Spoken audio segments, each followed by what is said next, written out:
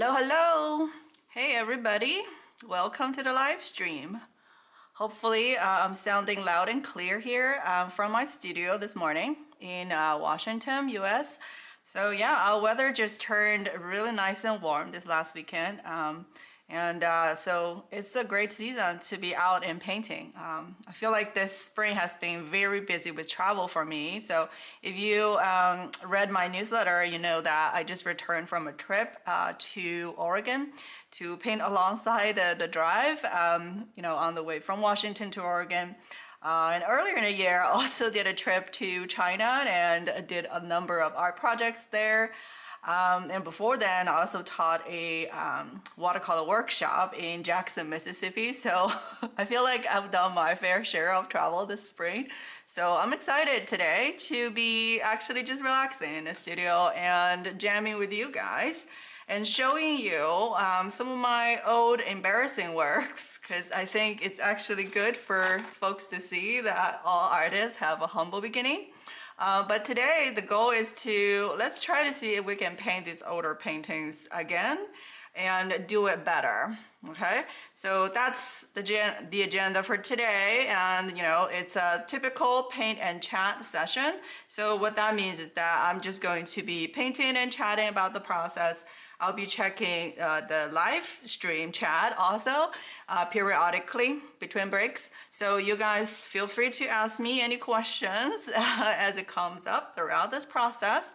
And then, yeah, just looking forward to hanging out with all of you. Hello, folks. Ooh, awesome. We're seeing folks from East Coast and even from Portland, Oregon. There we go. Hello there. It is such a beautiful time of year in the West Coast, California. Anyway, all the coastal states from Washington, Oregon to California. It's just like the most green, verdant, lively beauty right now. Okay, so I'm going to then flip my camera over to my painting surface. Hopefully you guys can see. This first one is upside down. So I just got a stack of old paintings. I'm so glad I actually saved these, because I noticed that when I'm angry at a painting, I just tear it apart and throw it away. So it's actually good to save some that looks kind of ugly but was not torn apart. So then now we can do this activity here. But then I think also this is one of you guys' idea. This is not my idea, which I really appreciate and love, because in the comments as well as in the Patreon community, you guys always give me the most helpful feedback in terms of what you're looking for, and what's useful about my videos and teaching. So all that, is super appreciated. Please know that it hasn't gone unnoticed, and I'm taking to heart all of the ideas you give me. Okay, so let's take a look at some of the more embarrassing ones. So this one, the color is really dull, even though the subject is kind of the Santorini, very vibrant, ocean side. So yeah, this one is, this is kind of like uptight in terms of color usage. But it's a good foundation in terms of perspective and sketch. Yeah, so I did come from like a strong drawing background, so like that was my redeeming quality back in the days. Yeah, this one started to get bolder with the color usage. It's actually not too bad of a painting. I think this one, the tone, the understanding of tonal range and values was still quite weak, I think. So that just shows you like how important it is to truly go for dark, because this portion is a little bit tentative about the dark, while the lid part is like such a heavy usage of color. So like actually light and dark difference in value is not very strong. Yeah, similar with this one. I do like the color usage, but I think some of the issues here, you will see a lot of my earlier days, like kind of it's a combination of color usage, composition, as well as understanding of value ranges. So like this one definitely want the tree to stand out, but I think like, again, the value in the background is not strong enough, so the tree is not popping out. So there are several of these. I'm going to fly by a little faster. Similar issue with the understanding value and color. I think just somehow ended up with all of the warm color. So that is another learning, I think, looking back. yeah, I would definitely not be using kind of brown on brown color, right? We will want to use cool and warm color, you know, for subjects like this. So just, you know, looking back, it was like, wow, actually we're realizing we're learning a lot of new things that we didn't even know was a thing back then. So that's the beauty of looking at some of your older work. So yeah, right now, I think we're 5 minutes in. Let me just spend another maybe 5 minutes to kind of go through some of the more common issues of the older paintings.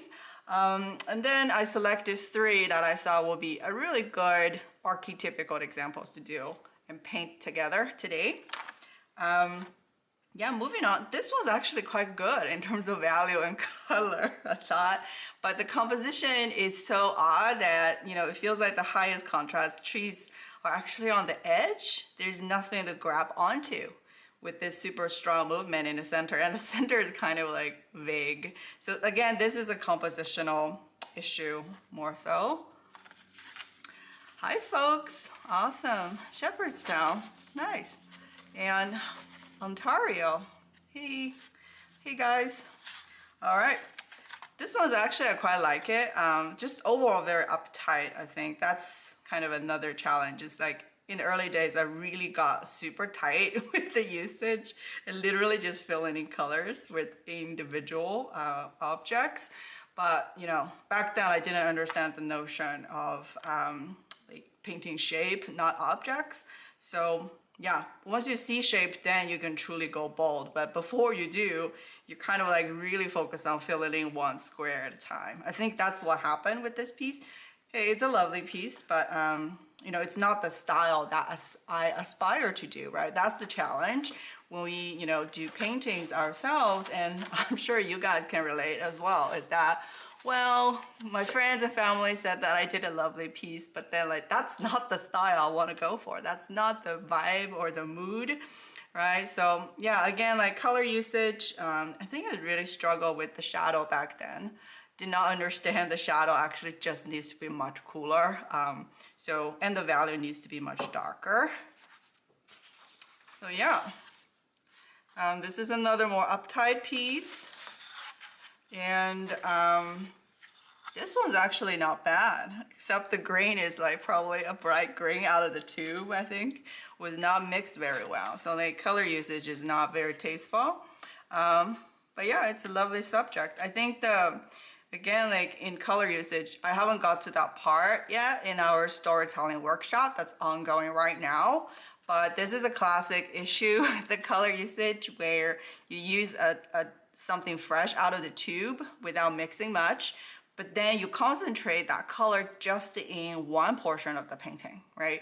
Like that's the challenge. If the same color were to be mixed or maybe echoed a little bit, you know, in the sky or even in the distant mountains, this wouldn't come out as kind of shouty. So like that's kind of more of a color usage issue, is how do we create cohesive color, but it also comes from using the color all in the scene instead of just focus on one shape with one color. Yeah, this is lovely. Again, quite uptight.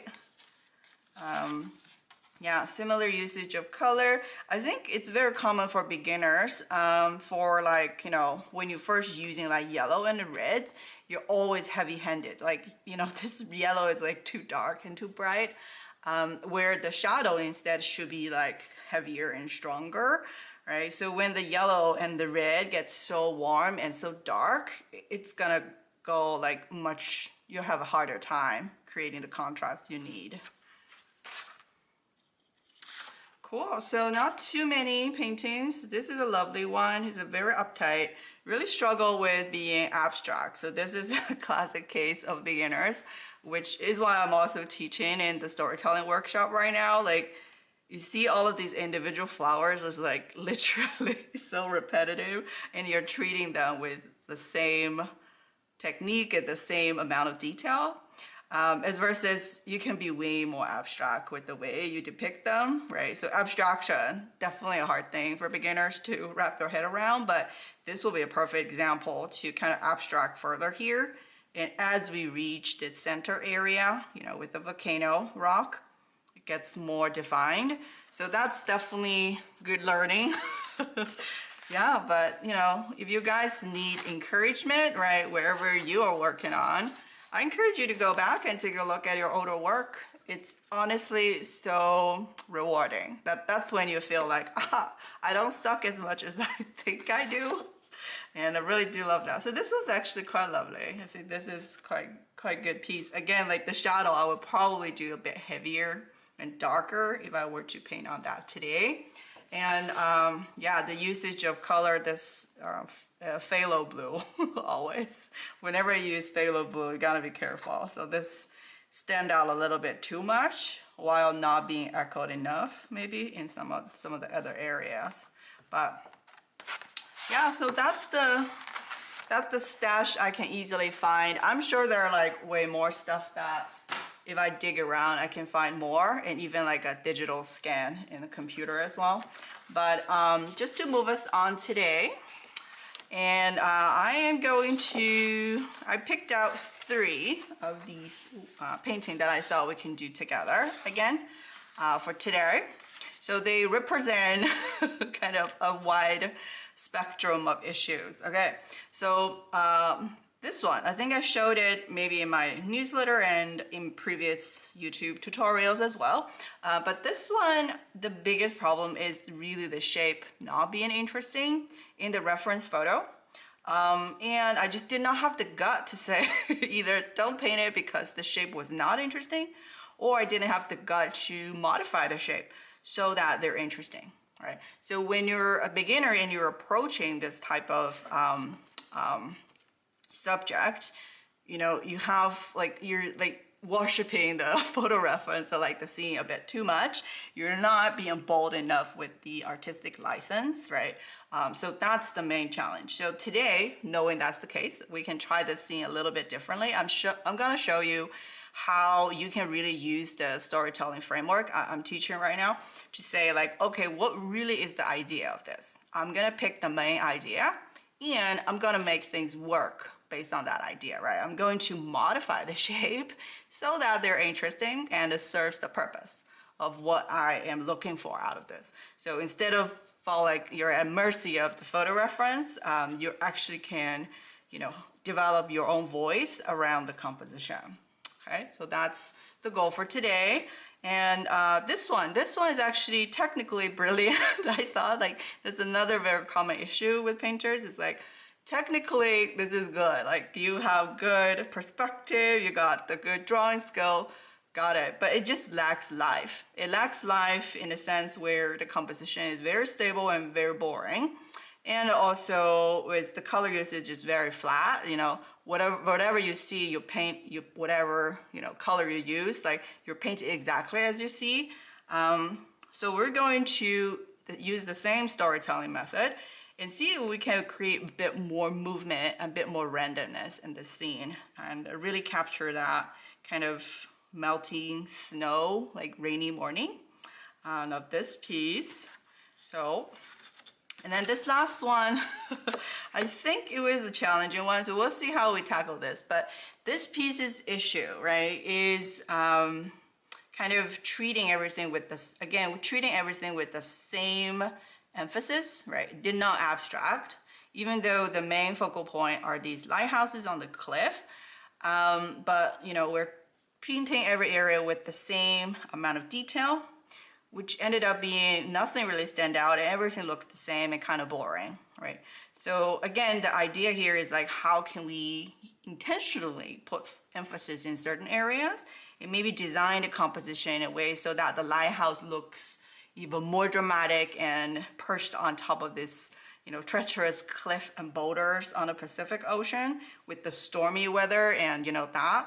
So I think, yeah, like we need to do abstraction here, and we also want to look at color usage because I do think that the cloud, quite distracting, like, you know, kind of busy everywhere, and, you know, you need places for, you know, your eyes to rest on as well. Not everywhere needs to be kind of filled with textures and brushstrokes either. So it will be a lesson in abstraction, but also color usage, okay? So yeah, hey folks. Wow, we have folks from Colombia, Ohio, and Spain. Hello from Mexico as well. Awesome.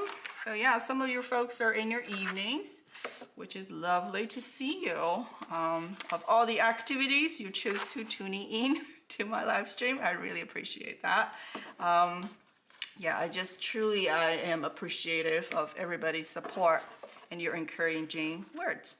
So the first thing I'm gonna do before we paint is actually design the painting. So I think I mentioned this maybe in Patreon or the YouTube description of this video. Design and composition is such a big part, right? Like, didn't notice how important it was back in the days, but just taking 5 minutes designing your composition, it just goes a long way. Like, you'd be so thankful because you're not getting caught on detail, you're creating a vision for yourself to execute upon, and that vision is your roadmap, okay? Once you create thumbnail, that is your North Star. So how great is that? Okay, so the first one, let's actually take a look at the scene. So how can we make this one interesting? So let me see. Yeah, maybe I need to put yeah, there we go. So nothing fancy, just let me see how I can maybe design this one differently. So the main challenge is that this shadow area, right, is really kind of, the building is already repetitive, but this shadow area is also not dynamic enough. It's just a big diagonal shape and then that's it. But I do find that here is actually quite interesting with the rhythm of the roof down this way with this church building here, and then the roof up this way. So maybe what we could do is that we can exaggerate and maybe crop out the things that have very little information here. So we will still do that, but we'll make the buildings kind of more rhythmic, I think. That's the idea, right? So maybe this building here can be kind of protruding out more obviously. And then these roof here, they can be much more, have like a different rhythm, right, than the left. And then in terms of the statue, actually the statue can be in the light too, right?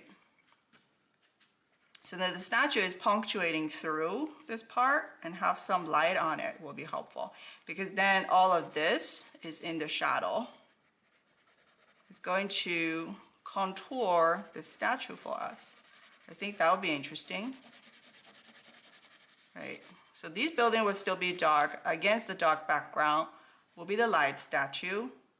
And these buildings are in the light, so maybe we can, one way to make this more interesting is that I'm going to bring the shadow down, and maybe the shadow can have a little bit movement here. So then not all is covered in the sun, covered in the shadow, sorry. Maybe the shadow can go halfway here as well, so it's not completely covering, right? So then this way these buildings can be in the light, and then whatever feature that they have, like the roof, the roof can be, still dark tone, but then this rhythm, just like having a bit more of this jagged rhythm, right? It's definitely more interesting than just this, right? Plus, I'm going to puncture this with the statue shape. So that is just becoming a much more interesting shape, even though the subject is the same, right? And then I'm cropping out this repetitive area that is just all is like void of information here. Like got nothing going on really. So I'm going to crop that out. And then yeah, so all of these buildings now have these interesting windows. So the windows are quite repetitive in my painting. I know they are, which is the hard part, like the real life. This is Luca in Tuscany, I believe. You look at it and you're like, oh, they are very repetitive, but how can we make it not be, right? Like that's our job. Like we feel free to do that and not just kind of fall into the trap. And then this church building might be interesting to also have a cast shadow on it, right? And then it will have some kind of features on it, right? So yeah, we'll also have some little shadows, little shapes, right, on it. So yeah, maybe that is better. And then the figures don't really matter as much. Like they can still be in the dark a little bit. And here may have some in the sun. But this way, it just feels like more interesting of a shape, really. So yeah, let's paint this. So the beauty is that once you have done this type of exercises for a while, sorry guys, trying to get my paper. Okay, so when you have done this type of exercise for a while, your confidence just increases. You just know when you see, you know it when you see an interesting shape, so you know it's gonna turn out good. So you just need to reinforce that, right? Like, oh, I'm not sure at the beginning, but then just went for it anyway, and then it turned out good. And you're like, yeah, that's confidence. I've just got to do more of that, you know? So that's what growth looks like. It's being like gingerly venture into unknown territory, doing scary things that you haven't done before, but then you'll be rewarded. Like it's actually working, and now it becomes your confidence. So here I'm going to then just paint this one. I'm going to draw just based on this. I'm not gonna bother with the this one as much, and I'm certainly not going to kind of look at the you know what, I want this one to be maybe moved a little bit this way. So I'm not going to be bothered by kind of looking up the same photo reference anymore.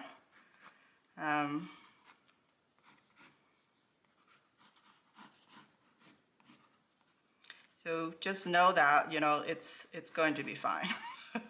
is the verdict here.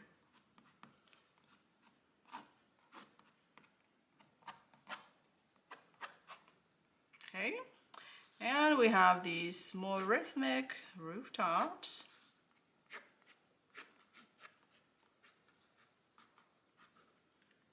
Now we can make this one shorter as well. I think that will make it lovely.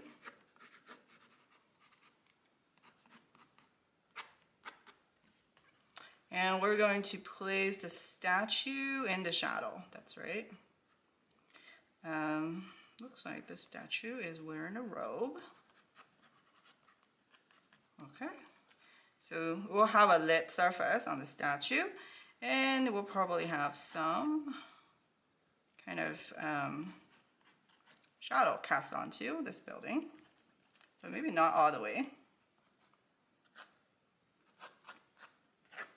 And we will have a bit of cast shadow this way. I'll leave this as light.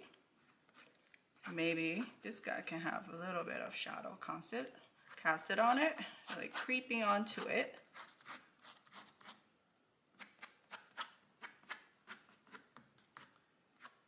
Yeah, nothing to it really. Like, you know, don't have to be very exact with your method either.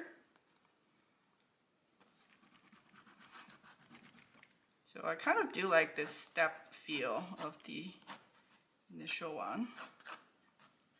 Maybe add a chimney here. Make it a bit more rhythmic. And we'll probably have some awnings, but they don't have to be the same size, like I mentioned. So yeah, we're just going to kind of depict this.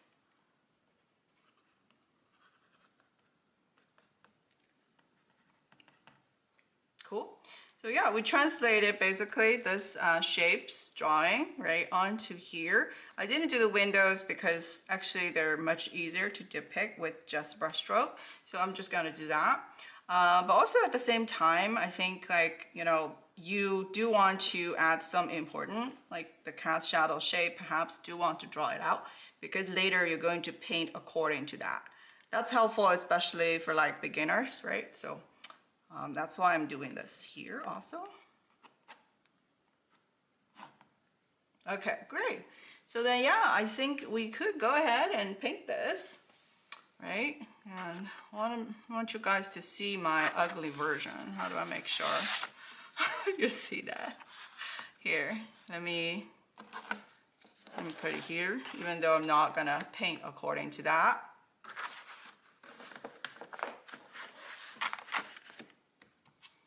So today, because I'm on live stream, I think we just don't have a lot of time to let things dry. I can't believe it, but I ordered a new hair dryer and it has not even arrived. I don't know why. It got lost in the transit, I guess. So no hair dryer. So what I'm gonna do then is just to actually start with the mid-tone, you know, and try to avoid kind of doing a big light wash with everything. So yeah, that definitely is a method you can take as well. So first I am going to then just add a little bit of color to the roof.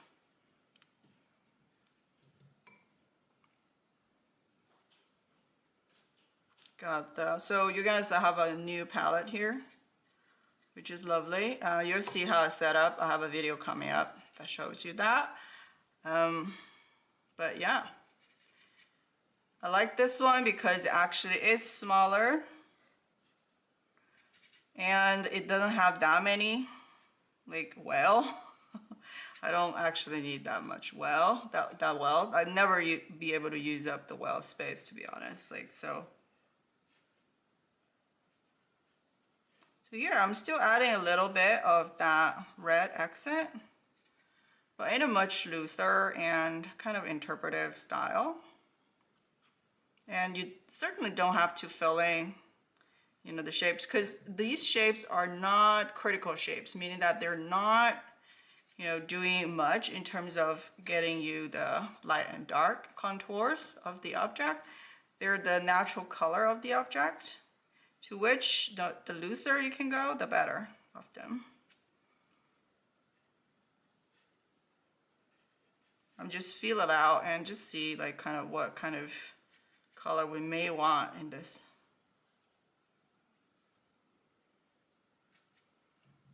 Okay, that's the natural color of this whole thing. Let's add some sky color.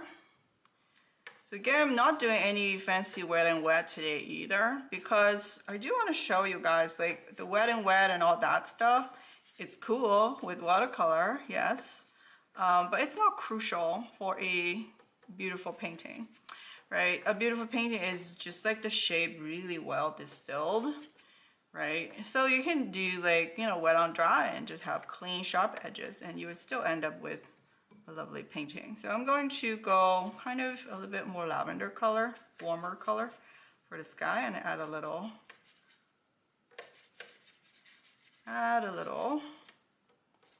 even burnt sienna in it.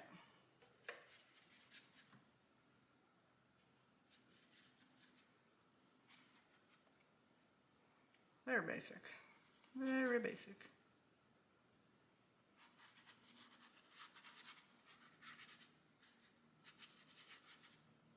You can't even encroach in the building, the roof part anyway. You can like kind of blend with that a little bit, just so that you don't, you know, have this super jarring connection to the building.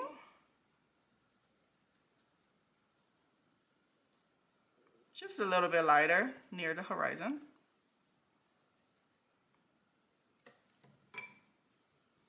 You see, by just leaving out the white portion of the building, like this is why you shouldn't go in and just color everything in yellow. Just by leaving it out, like you can see better. Oh, okay, that's light, right? That's light on the building here, especially in this portion. It's getting clear.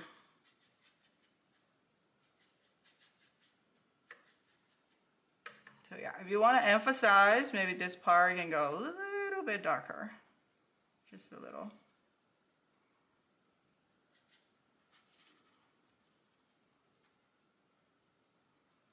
Okay, I think we're good.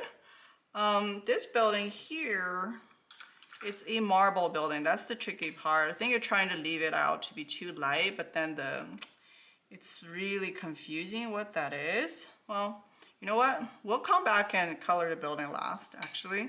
And now let's just worry about the big shadow shape.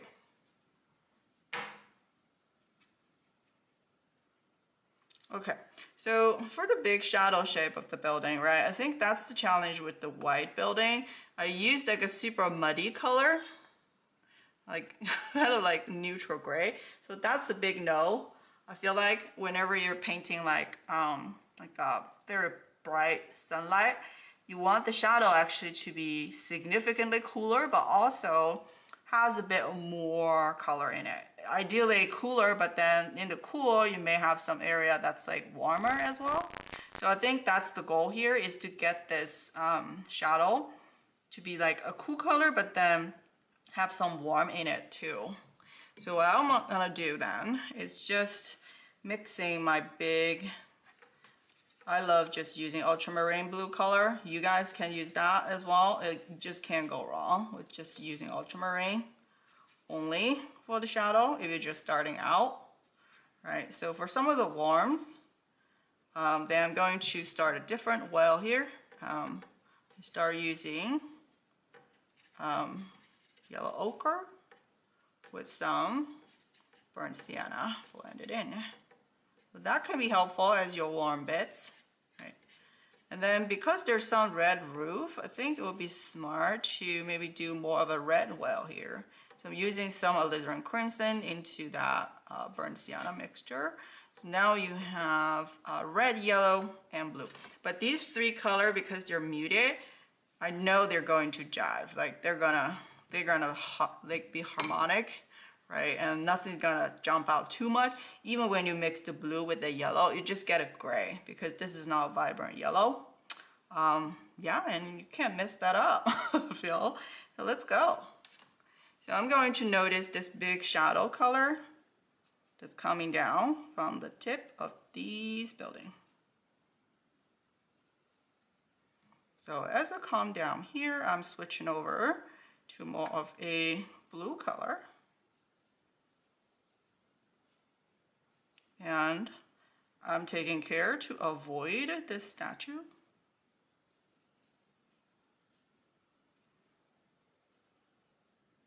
At least the front part of the statue.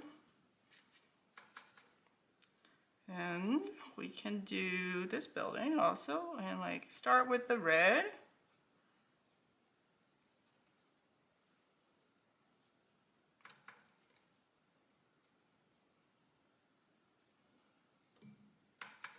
So this part will probably all be pretty dark. It's in the shadow.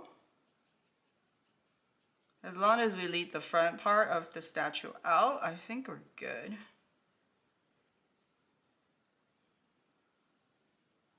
Yeah. So both of these are ultramarine blue here. So we're just going to go ahead and depict this portion that's on the cat's shadow here.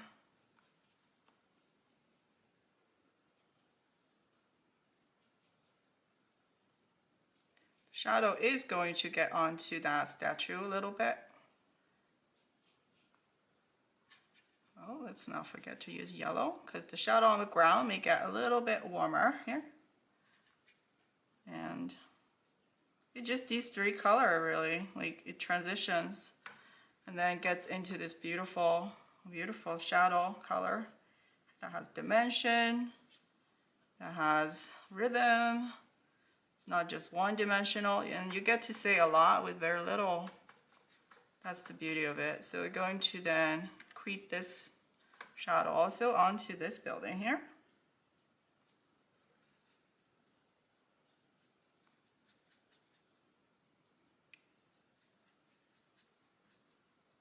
Cool. So yeah, that's our most important shape for the whole scene, I feel like, is this big shadow.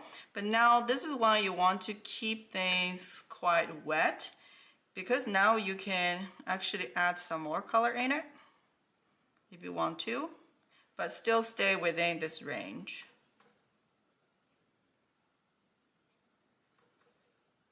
So like, you know, here, if you want, near the underneath this, right, you can add some of these red shape.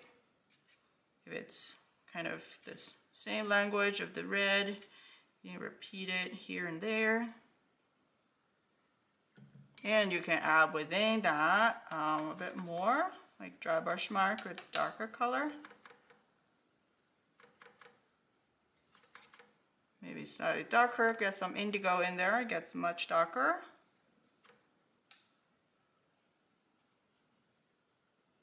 Like underneath here.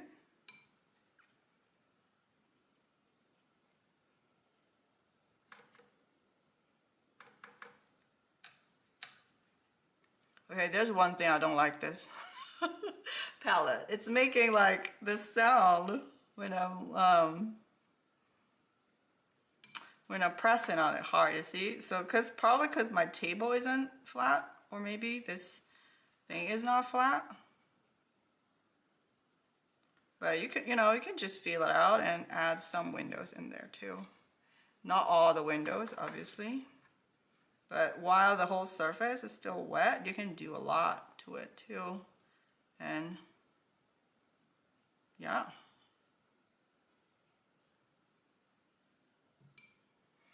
So that gets further separated from this buildings at the front, right? So when you darken that area in the back, that feels good. Okay, so I think that is it. So the reason why I'm darkening this, so this is another focal point management, is that, first I want to separate these two buildings, right, a little bit, even though they're both in the shadow. But then, this contrast of this white thing here in the shadow is going to stand out, right? So we want this to stand out, and therefore we choose to darken the area but this statue, so that the statue can really stand out here. So yeah, in terms of color, again, when I painted the shape, I didn't avoid the statue or anything, right? You don't have to, you can just paint over it, but then you use a further darker area, right? Like this dark blue and brown color around the statue to darken it further. Cool. So I think that is helpful. Then we can, go ahead and maybe move on to this side of the building already. So it's again, like I didn't go all the way kind of to, finish this portion, right? Because the way first I don't want to end up with what I had before, which is all the same window, just like window, right? Like constantly, it's like soldiers. But you're just adding some darks. That's what the window are doing. They're just darks. So kind of like stemming from this very dark, high contrast area of the statue and the building, it kind of radiate outwards. You see? So it's radiate outwards this way, but it doesn't go too far into the peripheral. Right? So this is why I recommend folks, just in general rule of thumb, like just don't go crazy on the peripherals. Like let things fizzle a little bit into the peripheral. That always works. So yeah, I think that's good, and we can move on and maybe tackle some of the darker shapes in this on this side of the building also. So first thing we noticed is perhaps just having some of the windows spout out a little bit more clearly. So in this case, we could use a quite dark color like we used here, because there will be some shapes on the building that we want to darken quite significantly. So just need to be careful, right? So maybe not have like too many different ones. Just have a few select windows to have significantly darker color. And then if you put it in between these like reds, it kind of read as like the red is like the shutter, and then this color is kind of the window that's void of light that's inside.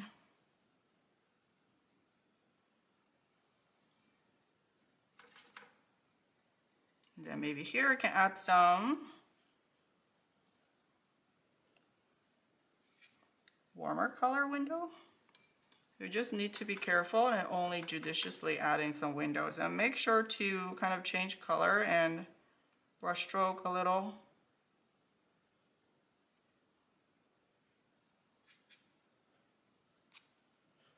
The window will kind of cross over this shadow because the shadow knows no borders. the window will go down to meet that.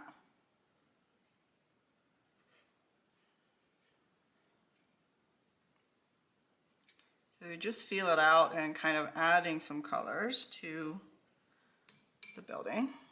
So some of these may have some accent, kind of blue turquoise colored shutters, so you could do that too. Just do it carefully.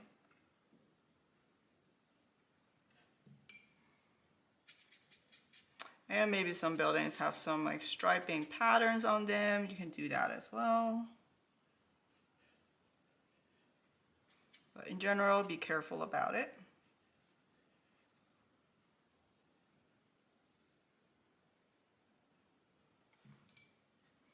And near the, underneath the awning, usually there are actually some dark shadows. So I will need to kind of re-engage my shadow, the blue ultramarine color, shadow color, and maybe add some underneath the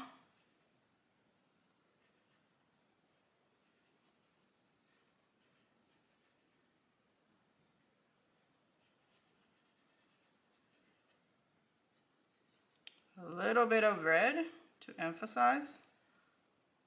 So this reason why I'm adding red to this portion right now is because it does feel like, you know, you want the part underneath this like awnings to be the darkest. So in order to go dark from the blue, you add complementary color, right? Vice versa. So if I add the shadow here, start with red, then I will add blue to this border here to make that darker. So again, it's a focal point thing. It's like, you know, you have a lot of details here, so I'm bringing some of these focal point, like these details here as well. So they're kind of like distributed, right? So here maybe we could, you know, we can add a little bit of like figures in the sun, which will just be kind of like an L shape. Like there's nothing more to it. They're just like L shape.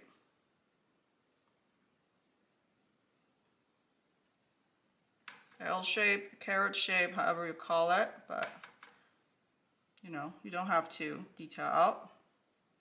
Especially where this like line is, you get that. But I wouldn't certainly do like a full figure like I did in the earlier work. Because especially the full figure in the shadows, sometimes it can feel like, you know, too dark. It's kind of, this unifying shape is so beautiful that you have created here. Feeling like having the figure here is such a distraction sometimes. So try to stay maybe within the color, you know. Stay within the value, but then you can add some colors maybe to some of their clothes and stuff. Just in very select places, like here. But mostly, kind of just very suggestive. Very, very faint. I can add the figure, adding that into the shadow. I just use the smearing method here. It's very effective.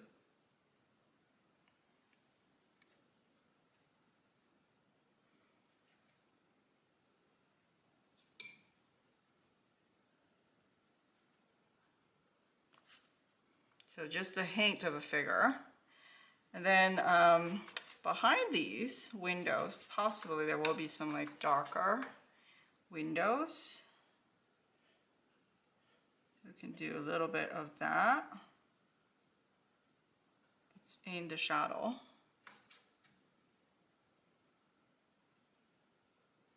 But kind of also fades or disappeared into the shadow as well.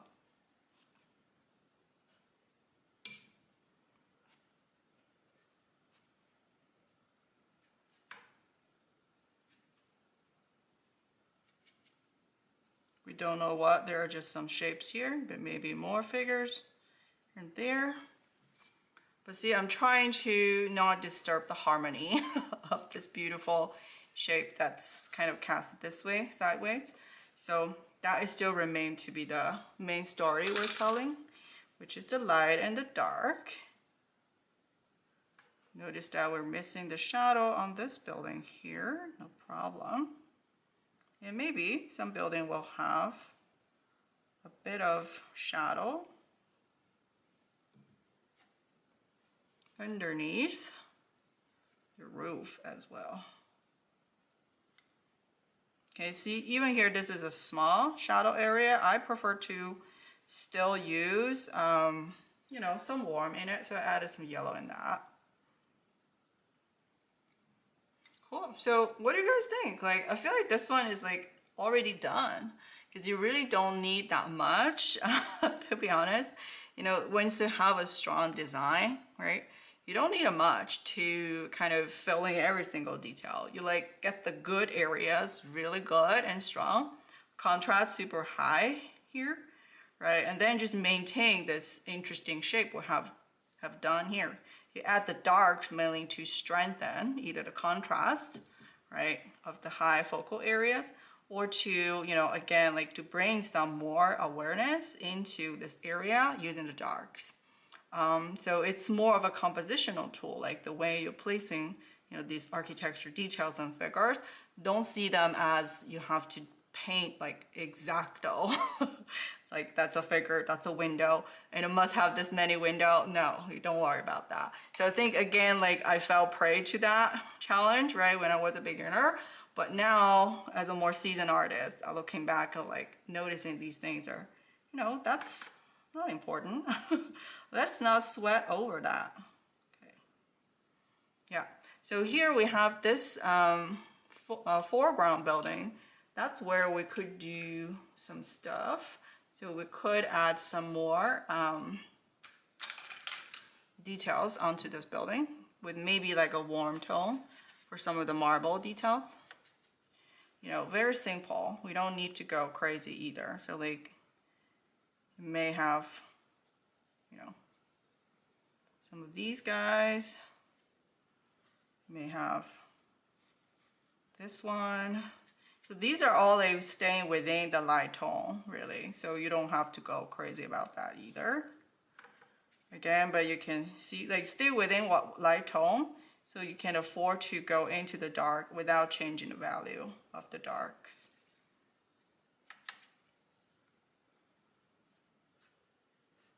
Seems to have some stair. We don't know what, but doesn't matter. You just want some small, maybe small shapes in here. I would say maybe this arch could have slightly darker. There we go. That looks good. Slightly darker shape, yeah. And same with these guys. And you have some marble, kind of the stonework, but you don't need to be very explicit. Just have a little bit, can go a long way.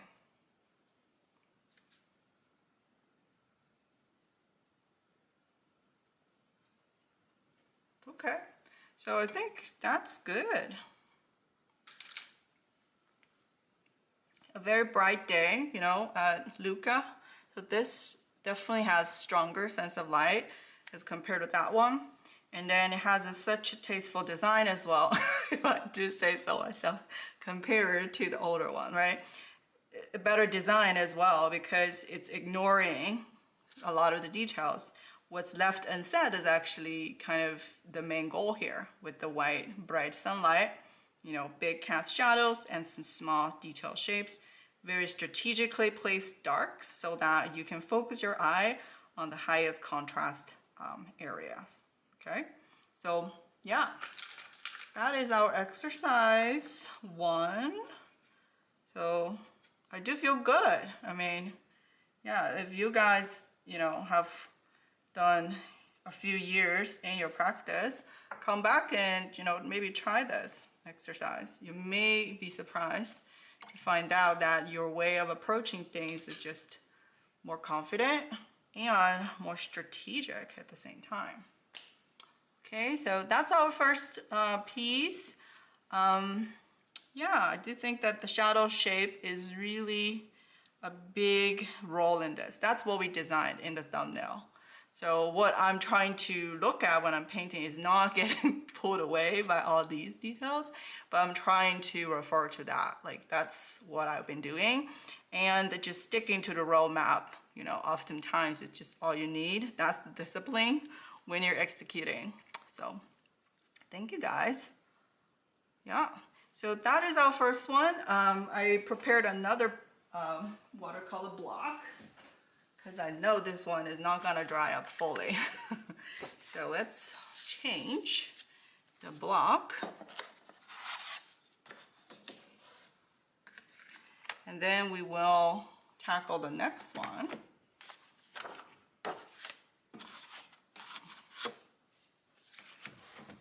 So the next one, let's see, let's try this house. Let's try this house. So this one has, again, it's a classic example, as I mentioned, as being very good technical skills, but not very good compositional eye. And again, we're painting by object, right? In this case, we're not painting by shape. That's another thing with this, is the, you know, it's like literally painting every surface of the house separately, and literally just painting the tree by the tree.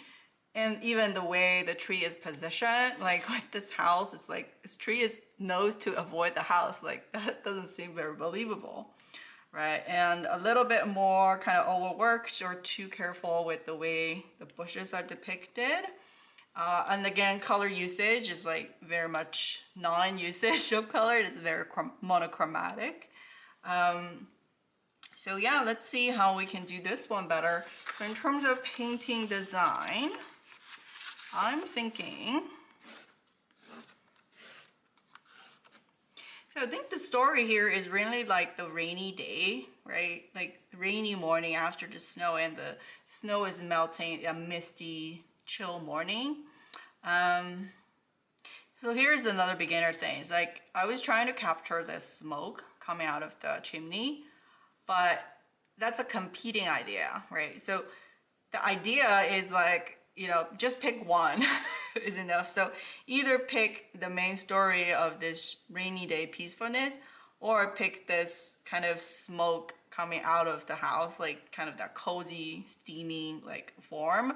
But trying to do both in this vertical is just not enough, like, because I need the reflection to tell the story of this house, like the rainy day, you know, morning vibe.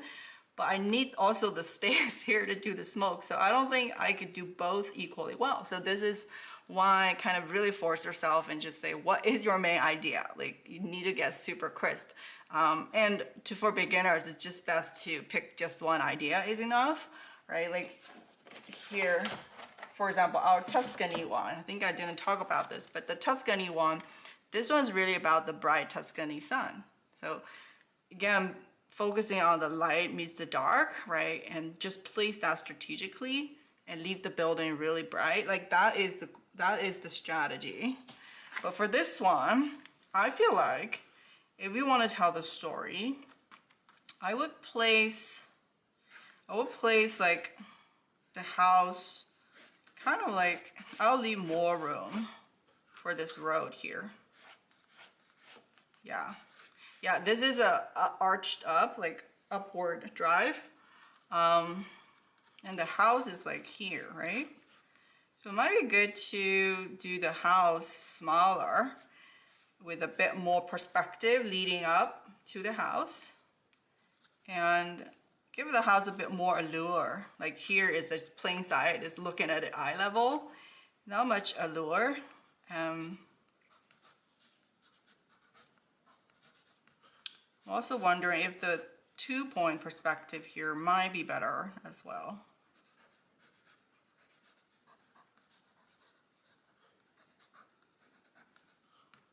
So yeah, so if we literally put the house kind of here, have some bushes maybe, the bushes can still be here, right? Then we're like leading, this leading line being stronger, but the house is smaller. actually giving a bit more like contrast in shape and movement. Big one, right? Small one. And the house feels more, your eyes can actually focus on this house more, as versus here, it's so big, it's just focusing maybe on this portion. But then like, it doesn't make sense to treat it with so much details on the peripheral either. So it does feel like, you know, it's best to get the house to be smaller. Like this is a house on the top of the hill, right? And another reason for that is, you know, then these red reflections, the house can have reflections now. So yeah, I would be able to bring down some of the reflection in here, right? And that feels like you're actually exaggerating the idea of the rainy day, which is the idea I want to convey. Having that reflection being the main portion here is better story than having the house being so big. And now again, like the trees, I feel like the tree would be just better as kind of like the backdrop, really, to the house, instead of being such a coming out off the side. It should be just like maybe behind the house.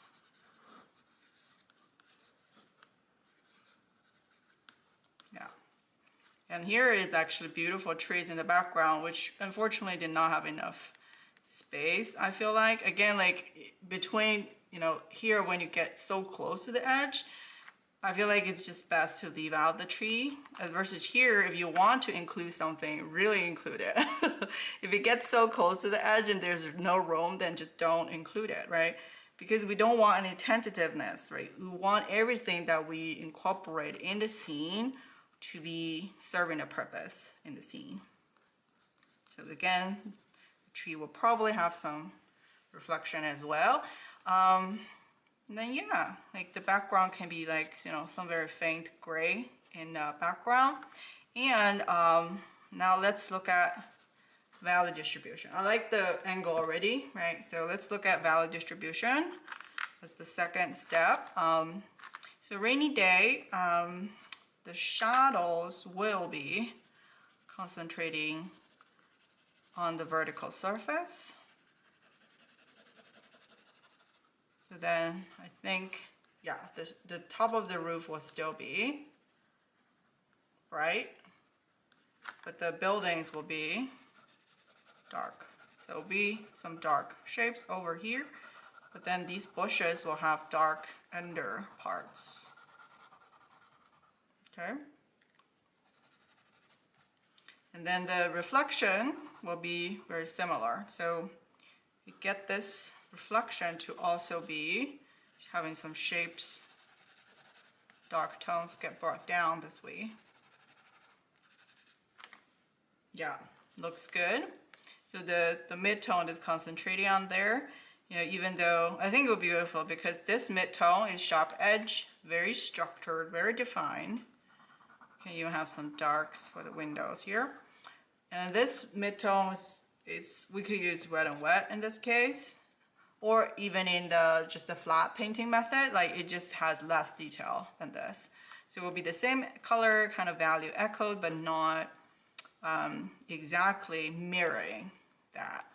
So that's the goal. And then these bushes will probably have a dark undertone. We will have some shadows on these, which feels like it's needed because then it really pushes your attention to go up this way, right? So, and then the tree branch, of course, will be darker. And the movement of the tree, we can redesign that too. This movement is a little bit awkward. So it just needs to be a bit more dynamic with the tree. So yeah, this feels like a good design, right? Main idea, again, rainy day, rainy morning, on the chill winter morning. Emphasize reflection, big leading line going up to the cabin, cozied up in the woods. So that feels more of a exciting perspective of entering the scene and exaggerating the main shape that tells the story, which is the reflection of the wet road. Okay, so yeah. Awesome. So then let's try executing this one. How are you guys doing? Oh, thank you guys so much. People are saying the difference is huge. I'm so glad. Well, also, yeah, there are years and years in between this learning as well. But I do feel like, you know, the biggest learning, to me anyway, is when we started to realize like design aspect is just so important in your painting, and really spend some time doing this, you know, guys. So worthwhile. Can't stress enough. Okay.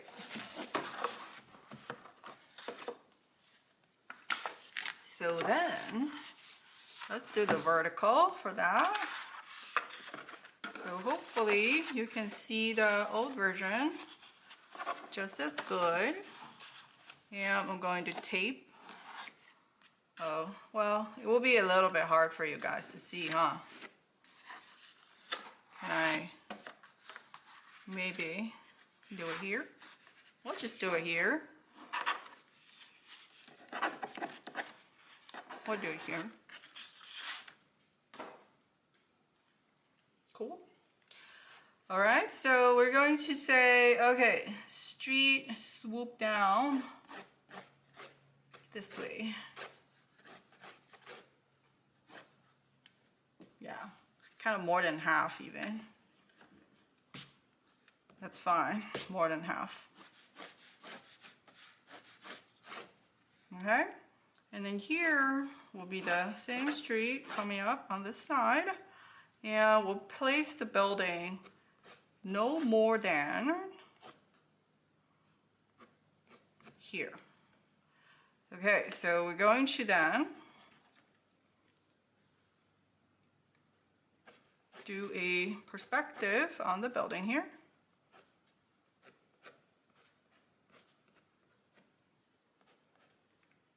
Some chimneys still necessary.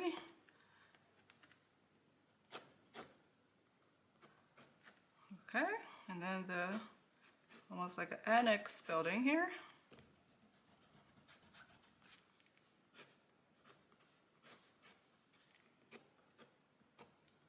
But it will be obstructed by some bushes.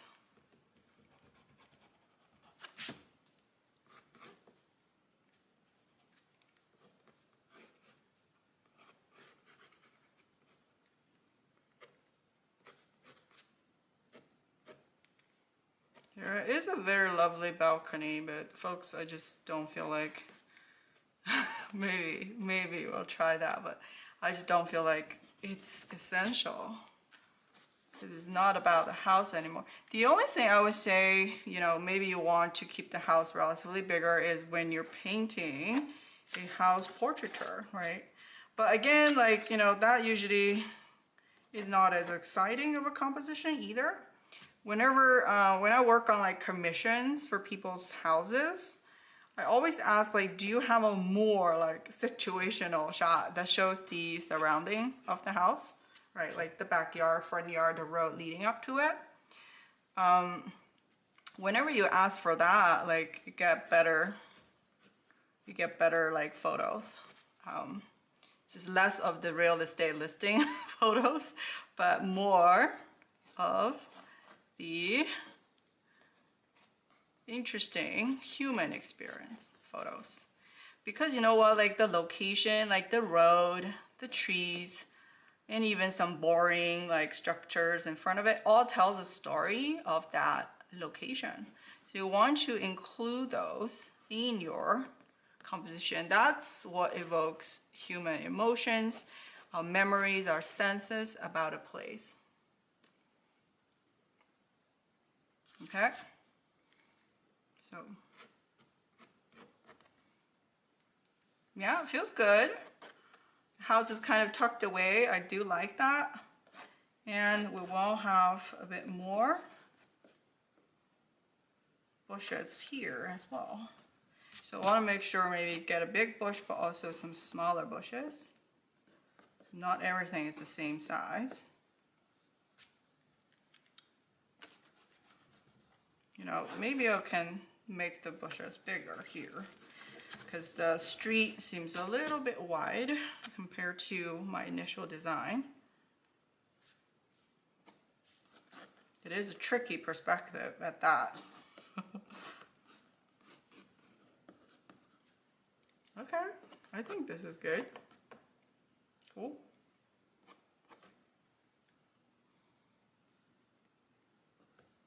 Yeah, so maybe this should be the stair, whatnot. Cool. So yeah, I think we have got the drawing down. So then, like, let me actually mark. I like marking where the reflection starts and ends. Okay, good. Yeah, now we can contemplate coloring it. So rainy day, colors are much more muted, and let's not forget pretty much everything except for the under part of the bushes, under part of the houses, and the winter tree branch. Everything will be kind of like in a light tone, light to mid tone, I would say. So we will see. I'll probably still mix, you know, the simplest color you can use really is just like ultramarine blue and burnt sienna. Like, you really don't need more than that. And I'll get some yellows in there just to kind of cool down any burnt sienna color you may have. And lavender color may still be helpful. I'll mix some here to remind myself, and later we add the red as well. So this may be one of those I may have to let it dry and come back to it. So again, like in my old painting, I used like a, I think I may even use like a lamp black or something for the like the background. It's just like dead squirrely neutral gray, which is never a good idea, folks. Even in a gray, try to have some warm and some cool, okay? Not all squirrely gray. So yeah, so then I'm going to have some dimension, right, in this painting. Maybe by starting by having a little yellow starting here at the corner. And then I'm going to use ultramarine blue mixed with burnt sienna, perhaps, for the sky. I'm just going to connect to this yellow. I'm going to avoid this house, the roof anyway, because the house is probably covered in snow. If not, it's going to have some reflective surface because of the rainy day, the wet roof, right? Because of that, I'm not gonna encroach in the house. There's a time and place for it, and this is not that. So yeah, I'm just going to cover up this entire thing. I did use some yellow in the sky because I find it still needed. Like, the sky is not all entirely one dimension, and it actually is helpful to have some lightness in that too. So then the surrounding can kind of become like a tree forest, if you know what I mean.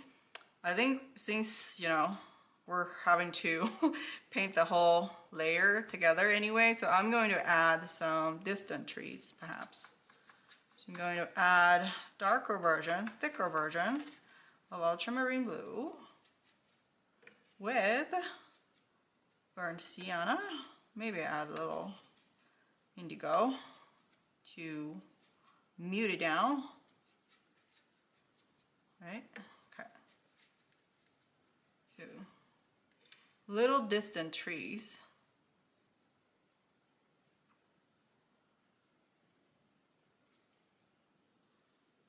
just like those wooded forests, distant trees in the background. So kind of really emphasize like the shape. You see the dimension of the house, the form of that house is standing out now.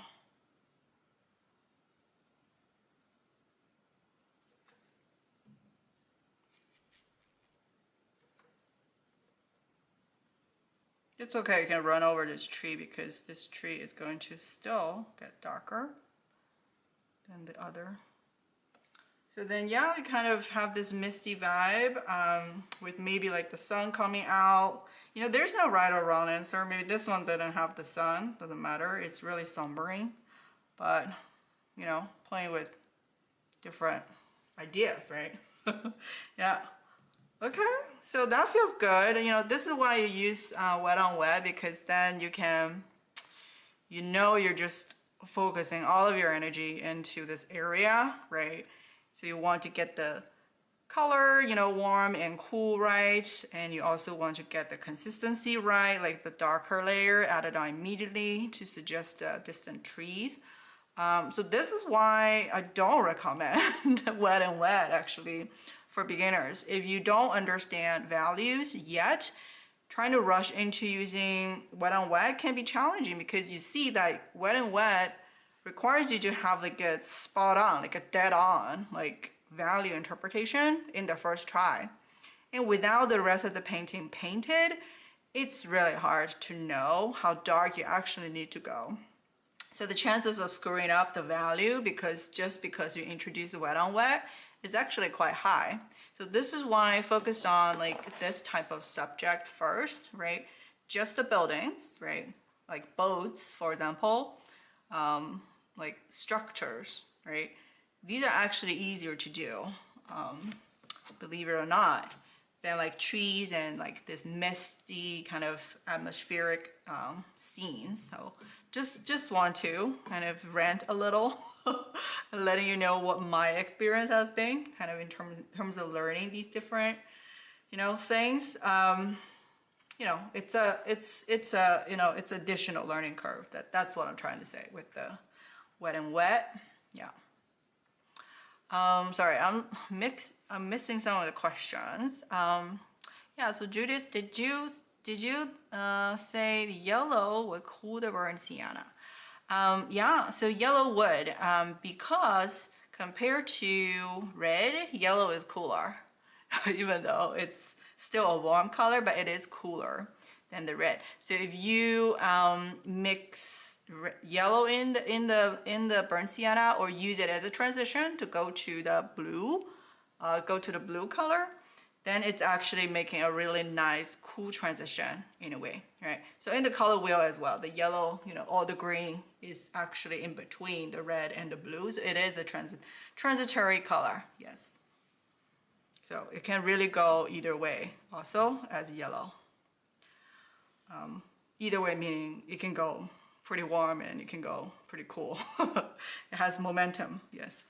So it can be used as a transitional color, yes. Great, so then now I think we can move on to paint the road actually. So for the road, again, it's a reflection piece. So I will want to maybe just pre-mix some red color for the reflection. So again, I need to gauge how dark and how vibrant this red will be. I'm thinking, let's be respectful to this red building. Let's do the same kind of red. But I do think it will, in the reflection, once I compound that with the blue gray color, it's going to probably diffuse a little. So that's good. I feel like this could be a good intensity here. So just set that aside. And then now do our actual street color. So this will be much lighter because it's going to be, it's a reflective street, remember that? So it's going to reflect mostly skylight. And skylight on the rainy day usually is the brightest part, lightest value. So then it's really faint, basically.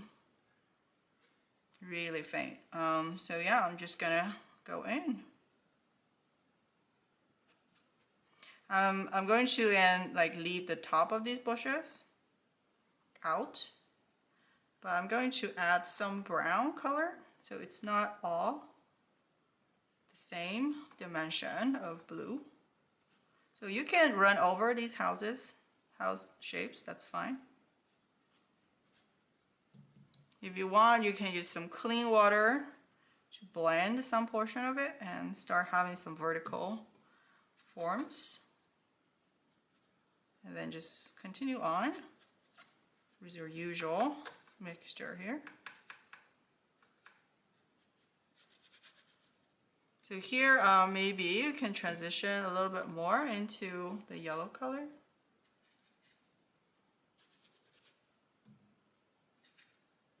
Get it to be even brighter over here.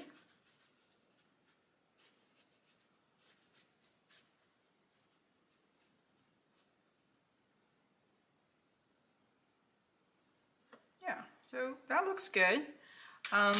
Now we gotta be careful and gauge when is a good time to actually paint the red reflections. I think we will probably have to wait quite a bit because right now if we go in, it's going to get really wishy-washy, like kind of bleed in all directions. So the best time to go is when it's almost dry, I would say, like when the sheen has left. But many people would tell you that's also a dangerous place because, you know, it's damp and the surround, like the paper really has already absorbed the moisture, so that in other color you add on top, when it's damp, it needs to be dead dry. So like that's my tip. My secret is like, yeah, you can wait a little bit longer for the paper to be damp and almost dry. Just make sure the brush you add, like the on top of it, is like dead dry. So in order to do dead dry, a good thing to do with is like having a smaller brush, actually, like the flat hat will be helpful for that.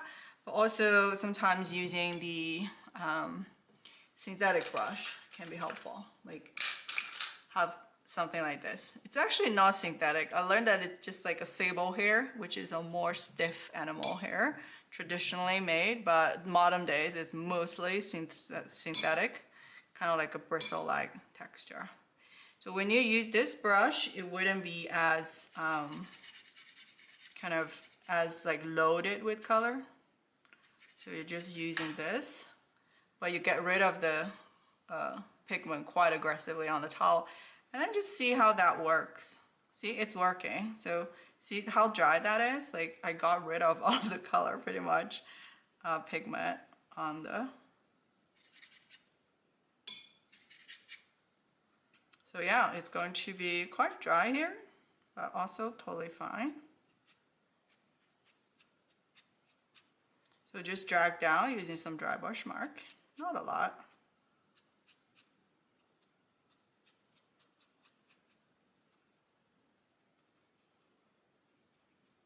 So around the edges where it's also got these like bushes, probably will have a little bit more darker color. So I'm going to mix some brown into the red. This is burnt umber, a very muted brown. And you can also add ultramarine blue to darken that further. So then, yeah, maybe just in these crevices and places, you will probably have some vertical interest as well, darker tones. Yeah, yes, that feels good. And it also will help adding some dimensions to this red house because the red reflection is not quite believable if it's all just the same flat red. We'll probably have some, like this part maybe darker. So adding some darker tones can really help.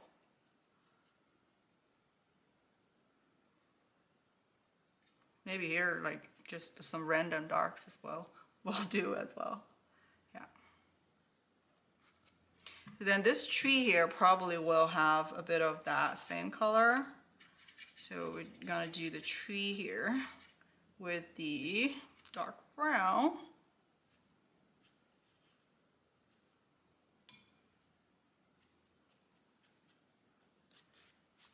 I shouldn't go beyond this bush. Sorry, guys.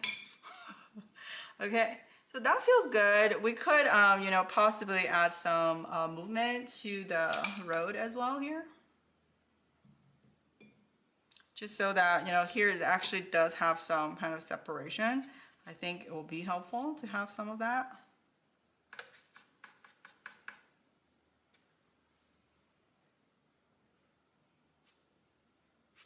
And again, when it's wet, it's helpful. It's going to bleed a little bit and it may seem a little bit scary, but you know.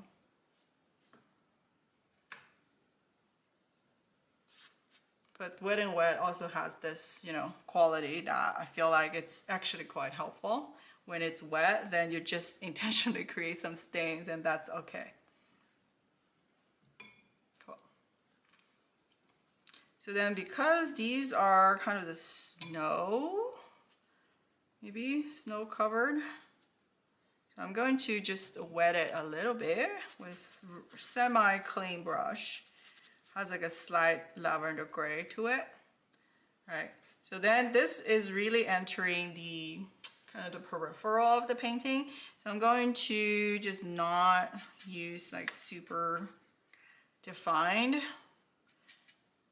right, shapes anymore. So again, peripherals, no distraction. Let's push it against that. So all these, what they do, it just serving the purpose of having something here that's having some shape that you can push towards the other direction.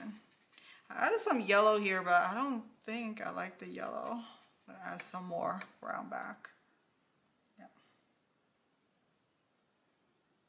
So it's really kind of the in-between space.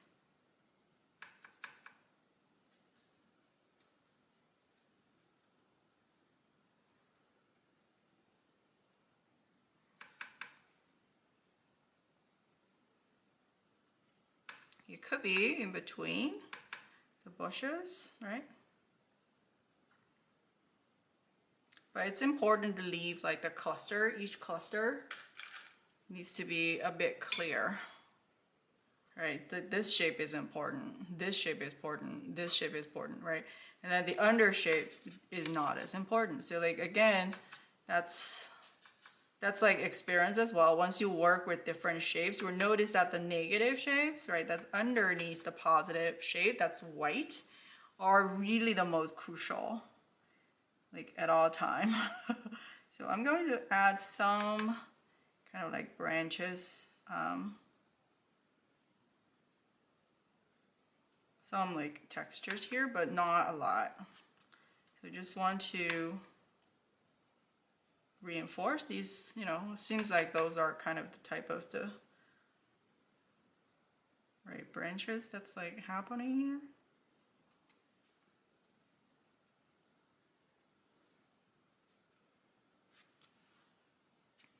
Maybe can go a little bit in the scene, it's okay.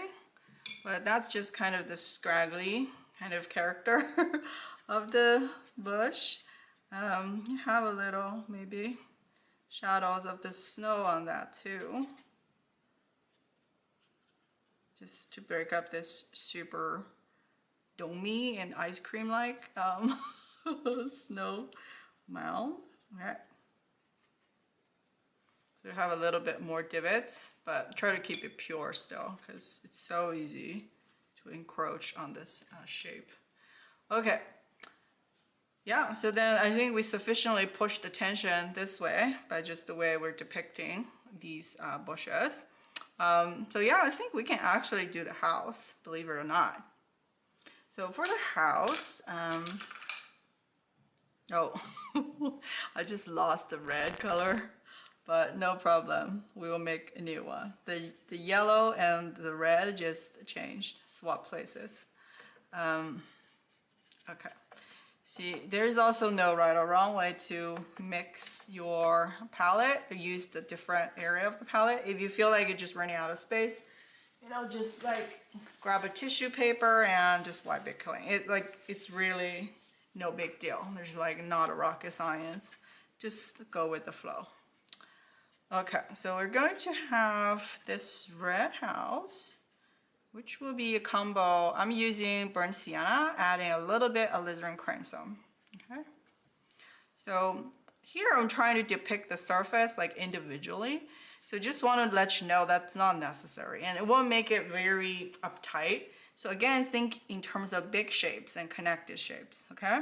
So in that case, we'll have all the underparts of the house pretty connected.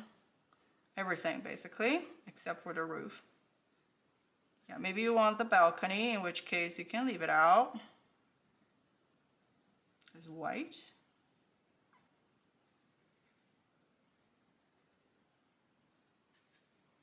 So fill in the shape, just be very careful around the roof line really.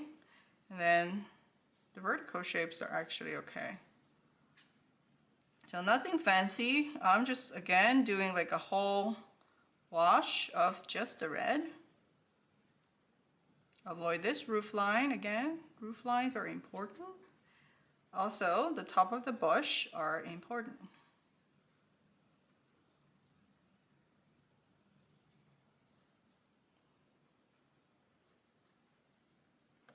Okay, so then here, once we have blocked in the main house shape, we can now think about maybe add emphasize some dark area. So like here is where you can tap into this other puddle that's cooler than this, and you're like, let me add some cool colors. So don't need to have like strict areas where you add the cool. I like just adding it as kind of under the roof shape. It's the most important one. Like here, you can really emphasize the roof. Well, maybe this surface I can make it darker. But see, it's all just one unit as well. That's the key.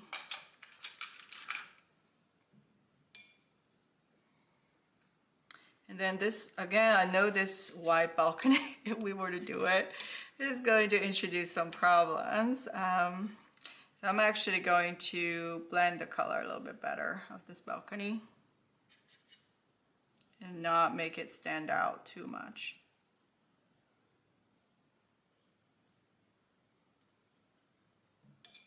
Okay, just some feature there. The chimney though, could be colored up. Yeah. The bushes are left out, which is necessary. So I think we're good. Also notice like here, you're trying to do too much. I feel like this is too much. You have to add a lot of details on your roof, but then like the snow gets disappeared basically. If you want the snow on the building, I think the best way to do it is just leave it alone, really. So the snow looks obvious and thick and has that substance. If you want, like you can add a little, kind of like, you know, see this area like in between the snow? You could add a little bit of that kind of areas in between. And at the bottom of your snow shape, so it looks like it's kind of getting covered.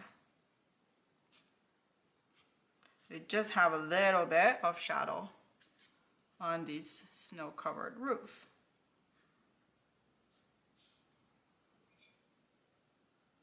It's the same purpose as these little bits of snow shadow. Okay, so then, yeah, we can go ahead and maybe do these bush as well.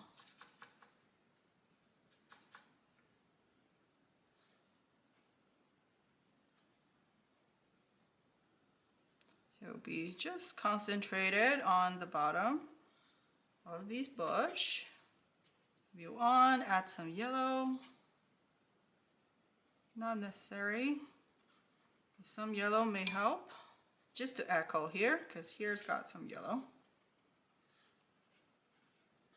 When I say yellow, this is a joke to yellow.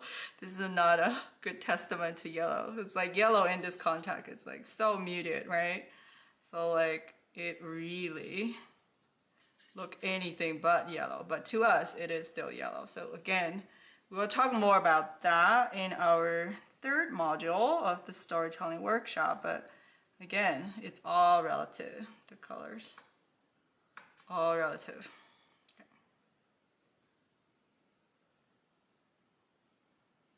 So yeah, just have some bushes here. Who knows what? It's not very defined. Like, again, don't need to go like crazy on the fine textures here. Like, I feel like I went a bit too much on this. It's like every single bush has their little textures, but you just need a feel, really. And then the feel goes a long way.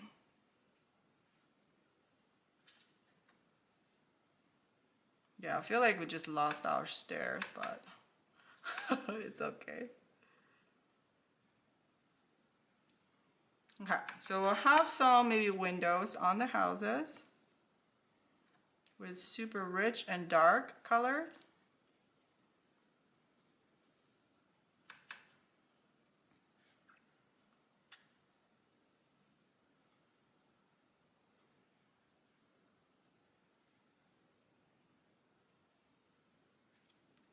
Okay, I think that's all it needs. It really doesn't need a lot on this building.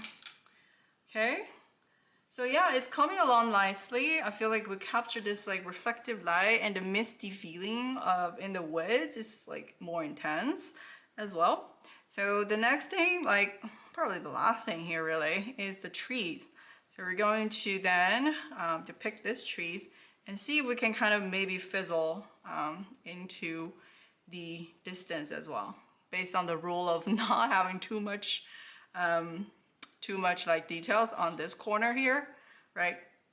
Because if we do, then this is already going this way, then the painting, like the viewer would just exit like all the way here. So don't keep all of the detail here, but keep it concentrated here.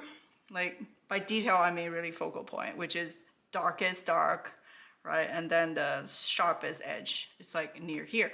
And then here we can get a bit more expressive and we can fizzle that out. So maybe if you want, you could even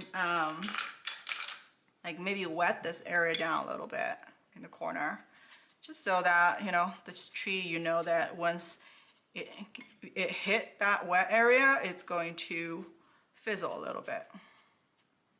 So it's not going to be crazy defined towards that area. So then now for the tree, same color. It's basically this puddle we have created. It's a combination of ultramarine blue, burnt sienna, and the yellow ochre. Okay. And we can put some umber into it to make it more muted. But the tree is like quite dark, so we're going to start. So our direction is like actually leaning towards, it's not dark enough. I'm adding some indigo here, yes. So doing this type of trees is actually quite helpful. Just start at the base and then go upwards. And then just really think calligraphy. Don't think of, you know, like actually depicting every single. So once we have the big chunks out, you can switch over to like a smaller brush.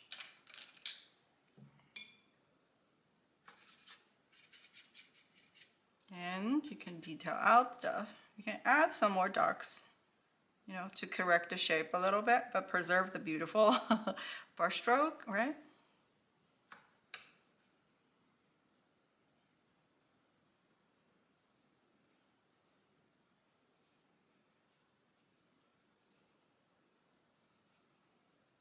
And you can use like very little paint too. It's actually better if you are able to use kind of like less paint, because then you're able to get this movement really well. And some are like kind of see-through, others are not. But yeah, this is also a learned skill here. It's not like, it's more like a brush stroke skill, I would say. Like judging the paint dryness and intensity on your brush and apply with confidence all in one go. So yeah, it started to fizzle out at this corner, which is nice. So we just don't want to have too much detail in this area.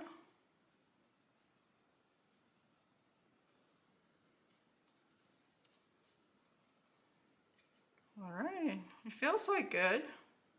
It got like a little, it adds like a little moody and witchiness to the scene. I like it. So you can add a little texture here as well.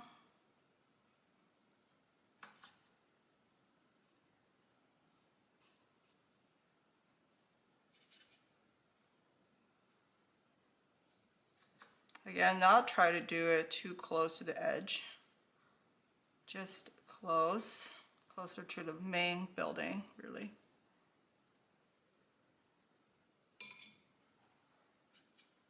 Okay.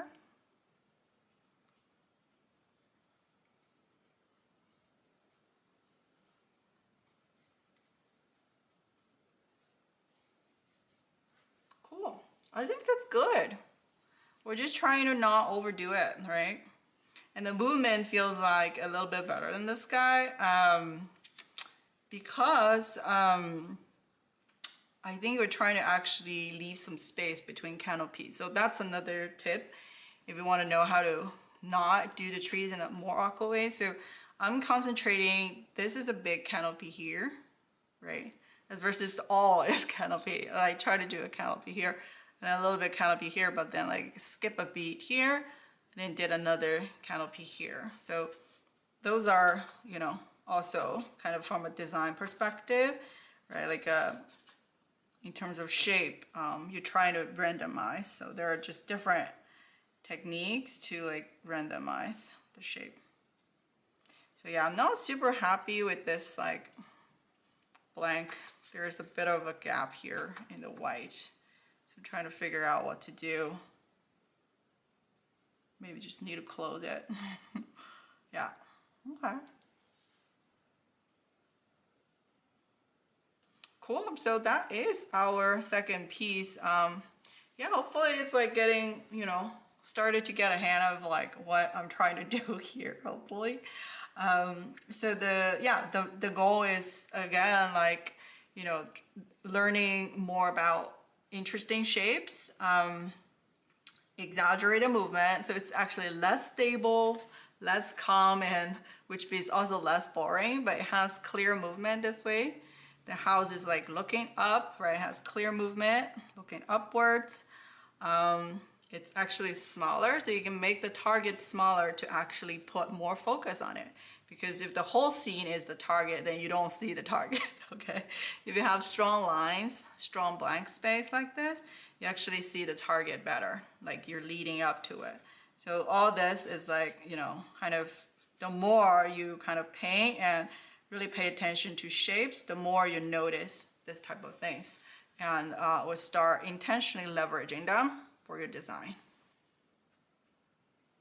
Cool, so that is our second piece. Yay. Looks so much more wintry now. Yeah, I agree. Thanks. So another lesson learned, I think like for beginners too, is like because we first start with the lightest tone. That's how most places teach us, is like start with the light tone, go darker progressively. But the problem is with that method is beginners tend to muddle the light tone already. Like here, before we start, the white of the place is already muddled with all of these shingles and stuff, right? So, and then, you know, you applied a wash already to the snow, which is like not good. So in a way, like starting with light tone can be dangerous for beginners. So that's why sometimes maybe think about just do the mid-tone first, really. Like we did here, all we did is just like this mid-tone first and leave the building out as white. Because once you've done that, then if you want to darken the white, you can. But then if you already ruined the white and muddled it, and then try to bring it back, you cannot. So that's why sometimes like seeing the mid-tone shape and paint the mid-tone shape first can be a better strategy. Oh my gosh, guys, this streaming is getting longer than I thought, I guess. It's like actually, I still have one more to show you, but the time is ticking a little bit. So maybe what I would do with the third one, which is this giant panoramic scene of the lighthouse. So maybe what I would do is I will just show you the composition, and I'll paint a relatively smaller one on paper so that it will actually take less time. Okay. Right, just peel this one right off. I find it so helpful to just have several blocks. So I'm interchangeably using Meeden as well as Bao watercolor paper these days. Okay, so I'm going to take a sip of water. And then I'll talk to you guys about how to approach this beast.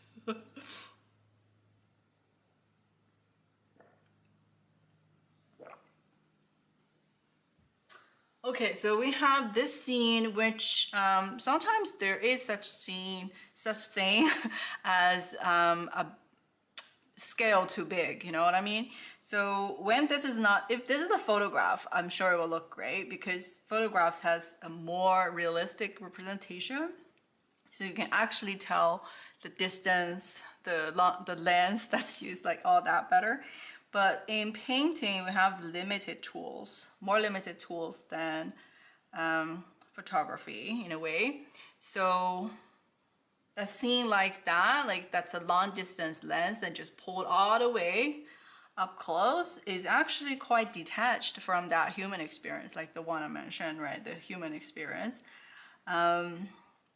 So that's why, to begin with, like to do this panoramic version feels not actually diminishing the scale and the grandeur of this location. So what do we do then? I feel like it might be better if we take this paper back.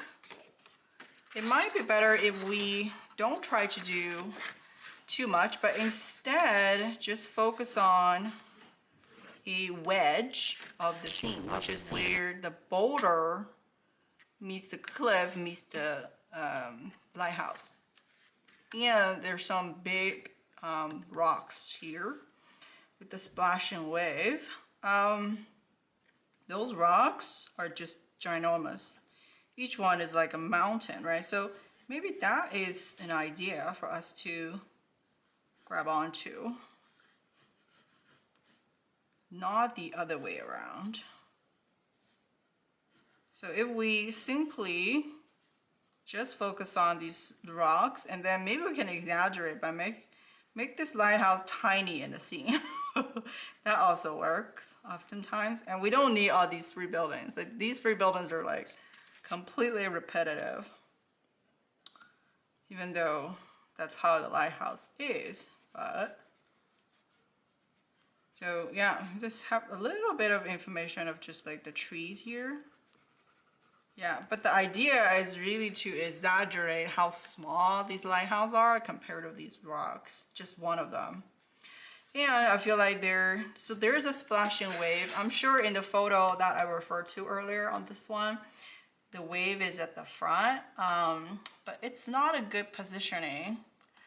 And it's not leading up to the focal point. It's quite far from it, and the movement is not strong enough to lead up to it.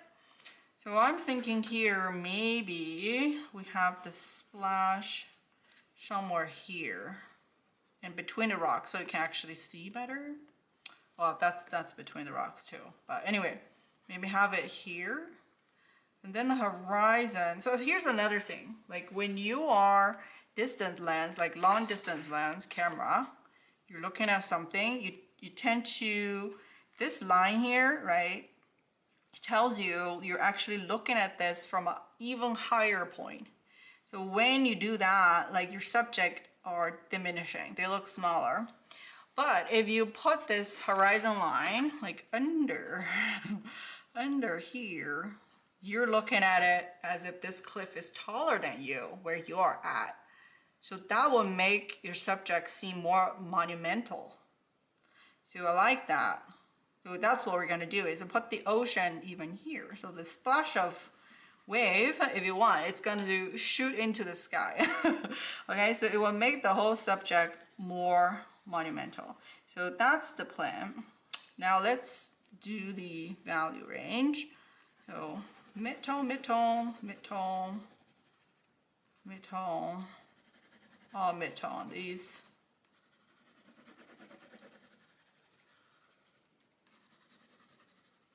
And then of course on the rocks, the shadow part, like some parts of it will be dark tone.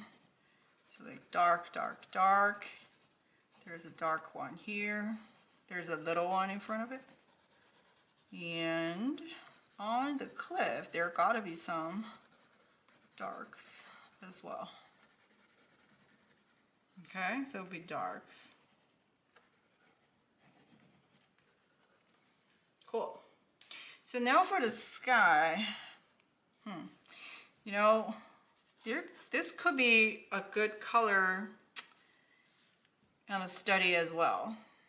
So now, because of the rocks are really dark, I feel like even though it's a stormy weather, I didn't go all the way dark for the sky. First of all, I wouldn't have this like dual tone, like the white and the purple and brown being so distinguished, because that's in the background, right? It's best to have softer and also lower contrast. And if I want this to be a stormy weather, I might be able to do that actually for this entire scene. I think it will be fine actually, so that it will be a relatively darker scene, but I think it will be fine. Why? Because we won't have the splash of waves, and we will have, you know, the ocean probably can still be lighter than the sky. We'll have the special wave and the lighthouse being the main highest key area. And I may want to think about making this boulder actually a lighter tone than the sky. Should be like possibly here, if I really want to emphasize the stormy weather, right? So it goes back to what is the main idea. Okay, so the main idea okay, is that I don't think this is a sunny day situation. It's a stormy day. That's what draws me, I think, to that particular photo. Emphasize stormy day at this super treacherous, kind of like a monumental cliffside with these huge boulders, right? So that is the main story. So we're adjusting the value a little bit as we go, but I think we'll be better off to keep the sky really moody and dark, and then keep the rock a little bit lighter as the sun is still hitting that surfaces. And then the wave and the lighthouse will be really bright. Okay, so then, yeah, let's have a shot at this. Oh, you know what? I think I may just do this format. I don't know how I'm able to paint smaller than that. Like, I might as well be painting this, I feel like. Okay, so let's just do this. Let's just do it. We'll be over time a little bit, but I think we'll be fine.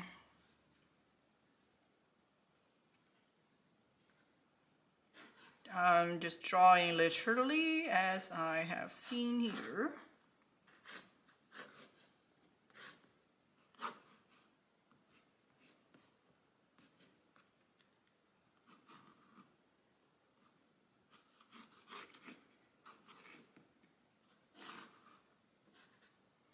So there will be a splash of wave here. It's taller than a lighthouse. I like that. Okay.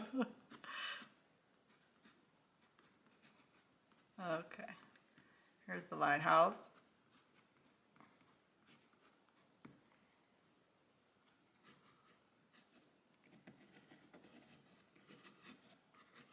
Have some forest creeping onto this, but the main idea is the location and the splash of waves and the horizon line that's actually lower than the cliff.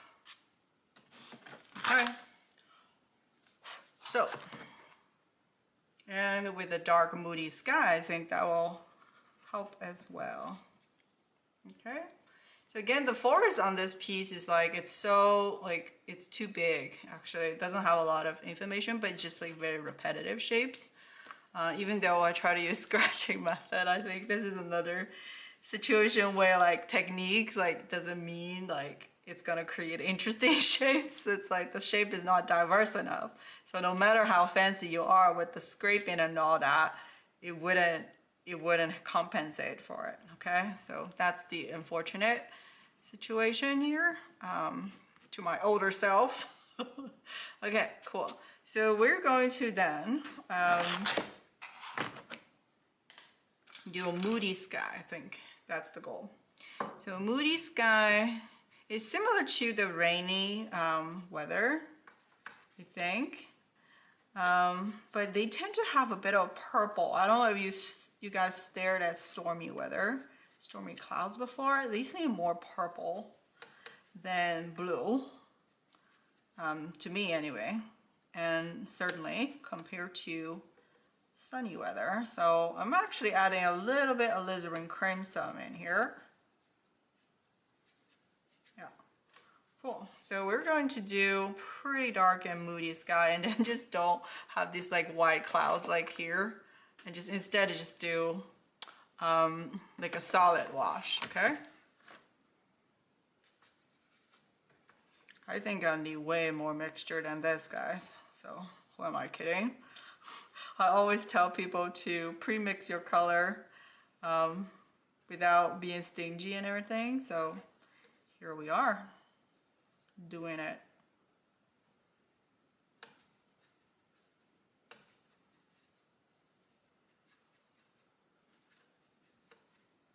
Okay, so maybe a bit more brown just to tone it down a little bit. So yeah, I have a very generous puddle here.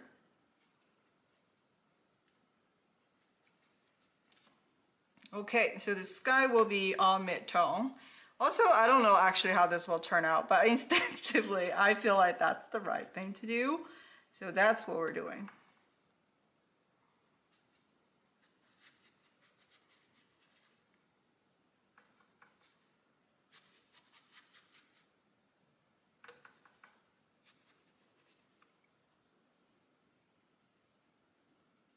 So let's then go in pretty heavy-handedly with this dark, moody sky. Gotta be careful around the lighthouse. So if you have taken my boot camp, it's there's like often these exercises at the earlier stage of the boot camp anyway, that goes like here. Avoid this white shape accurately and quickly to your best ability. So this is one of those. Well, here's some red left. It's actually a brilliant red situation. So we'll use some of that as we transition to this. So avoiding the cliff, of course, mainly because it's a sharp edge. And there will be some wave. So just dab your brush on a towel, so then you can have some like these frazzled edges on the wave. Okay. So yeah, dark and moody, guys. But I feel like we can go even a step further and moodier towards the top. What do you guys think? We're pushing it even more.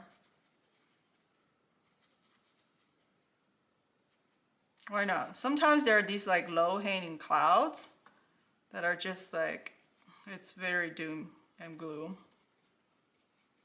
That like comes in kind of like barreling through the sky. Like there's a big barrel of cloud just sitting there. Why not? Let's try it. We're having fun here. If we're not allowed to have fun in this live stream, I don't know when.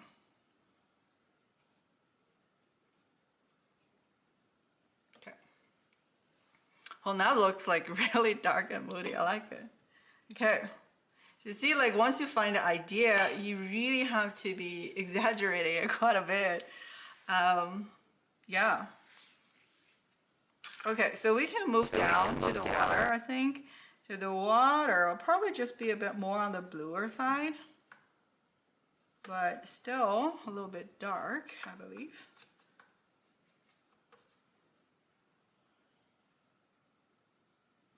I mean, it should be lighter, to be honest, but probably not by a lot. It's just relative to this dark, moody cloud there.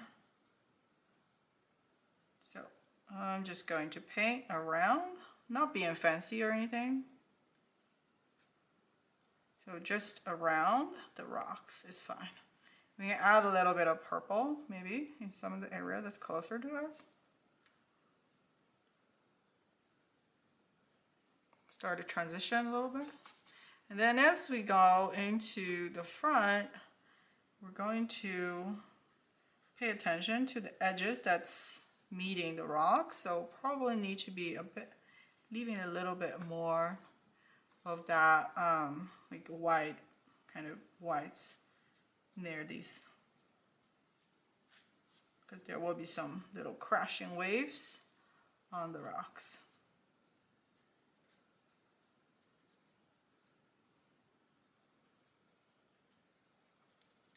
Just a little bit near the rocks, it's fine. Just add a little purple, maybe.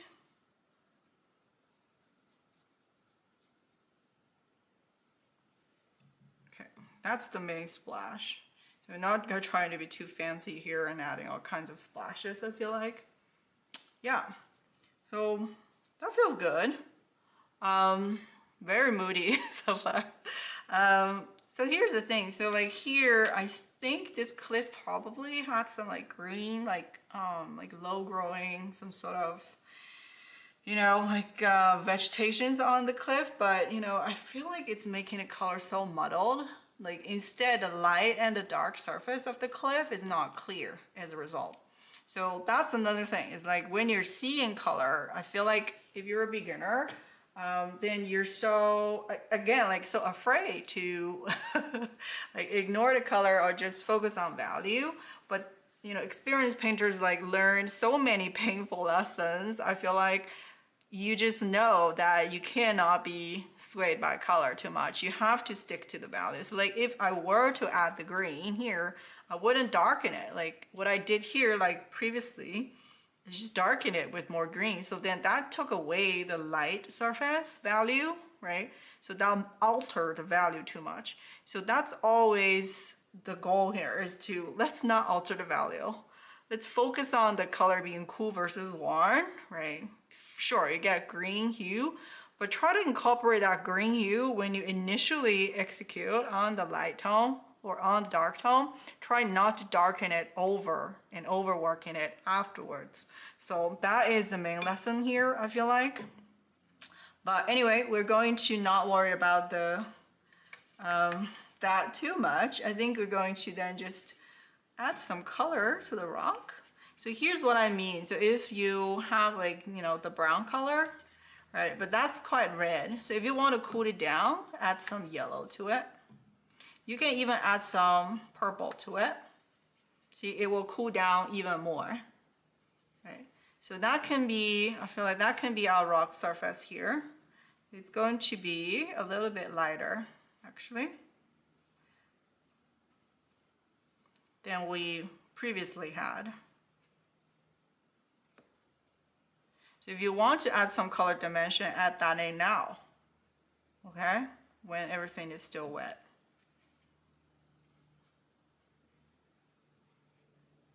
So then we're going to avoid the building, and that will be the only thing we avoid. Okay. Add some color dimension. Here, if you want to add green, add it now, but don't modify. Add some yellow, some more vibrant green, but don't add it as like a darker shade. Add it as very faint color, but maintain value. It's so important. Maintain value, don't modify. You can add color into it, but maintain the value, okay? So now it has a sheen of green, which is fine. But we are staying within the value range. So then now we're going to move down here with these rocks.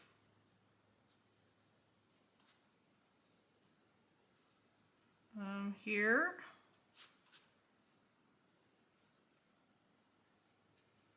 You want some red? You can transition into a bit more red.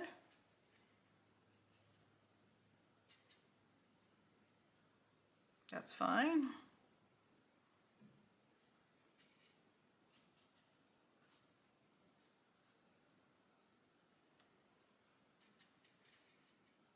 Then this rock here, we gotta be careful to avoid the splashing wave.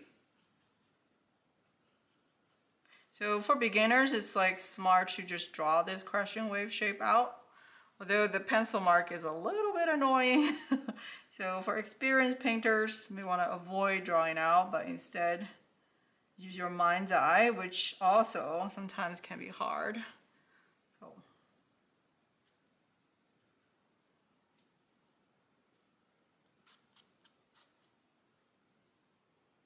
Okay. So yeah, we just color it in. And now we can add the dark shadows on these rocks. Oh, actually, let me finish painting the trees. I mean to do that with a bit more green color. So you can just use the same yellow mixture you have, but like add a little bit of more like a cool blue color, so the vibrancy is brought out a little bit more than if you were to just use ultramarine blue. So that's the trick, is to not change the color temperature too much, but just add a slightly more vibrant blue color.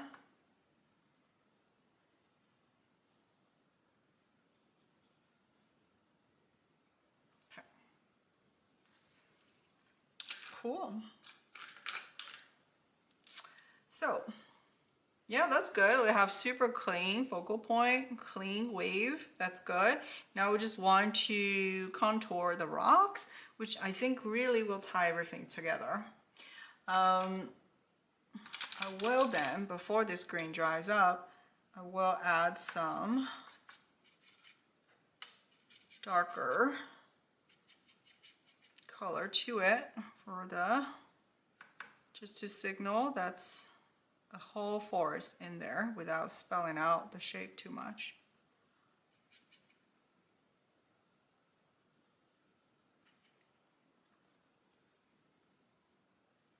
Okay, now we have some vegetation in there. Okay, so for the rocks, I think some of you guys, if you were in my Patreon program, we did the whole water workshop. And the water workshop is such a good exercise for learning to paint rocks as well. So we have talked about some techniques here. So basically, if you want your rocks to have some rounded surface, like a soft edges, you just spot wet those edges. Also, the areas that I want to abstract further in this area here, which I didn't do enough, is like too distracting, these textures. You can spot wet that as well, so that you can effectively, you know, abstract it once you paint the second layer on. Okay, so second layer is again primarily ultramarine blue with burnt sienna. As long as you alternate between these two colors, I guarantee you it will already be working. Okay, nothing to it. Okay, watch. Simple. Okay, so we're going to just focus on having really clear ridges and spines and not to do this like a muddled thing. So if you decide this is a spine, okay, great, just go for it. This is a ridge, this is a divot, go for it. And make sure to dip into this other color mixture you have. And look where it meets the wet area. It's diffusing for me. And that's great. You can switch to like a different brush to add some dry brush mark, but be careful, don't add too much. So notice like the overall movement of this ridge is enough. Like you just need to kind of remember that overall movement and not paint exactly as you see. So in this case, we don't even have the photos. I can't tell you guys how liberating that is. Like that's actually really liberating. Once you have the sketches here, right? Like you're just like, I'm doing whatever. And that turns out to be more liberating because you're using your artist's judgment, which honestly sometimes is better than the photo, just trust me. You're using your better than photo judgment to depict the scene, that you have a clear idea, clear notion for what you're trying to get out of it. As long as that's the case, like you're unstoppable as an artist. So yeah, it's really not about copying photos. And in this case, it's sometimes even better without the photo as your distraction.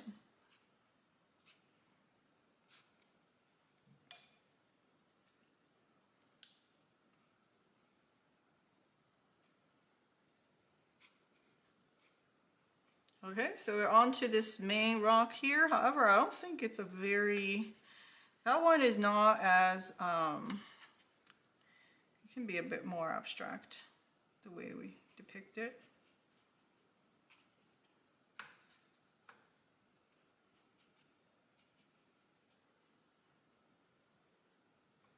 So yeah, feel free to use a lot of these, like, what do you call it, like kind of dash lines for the rocks. That's a really helpful tip.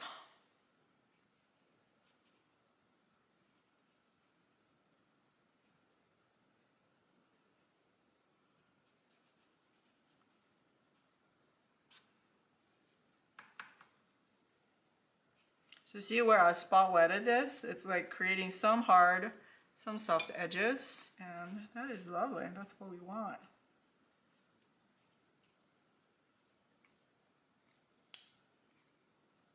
Okay, so this guy now probably will be mostly in darks.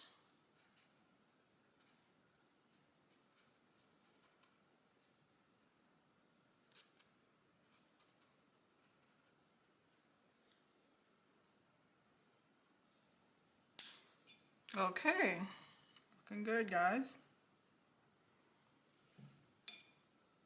So now, because of the, I do like that because of the weather so dark, actually the rocks, I think this decision here for keeping the rock like lighter than the sky actually turned out well, right? That is the vision I had, is like the idea is this stormy weather. So actually that worked out well. Even though in probably like an overcast weather, it would look more like this. There's not a strong sunlight on this, but without that light surface, I think it would just get too dark over the board, like across the board, but also like we'll be missing our like main idea, right, of the stormy weather. The contrast would not be enough. You know, just notice like here, should probably have some definition as well. So these lighthouses will probably be casting some sort of shadow onto the rock surface. So I'm going to carefully do a cast shadow on that.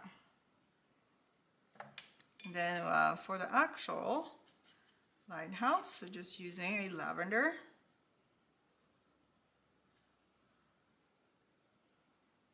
Lavender color for the shadow surface, just very faint, because again, we have carefully leave out like the white here.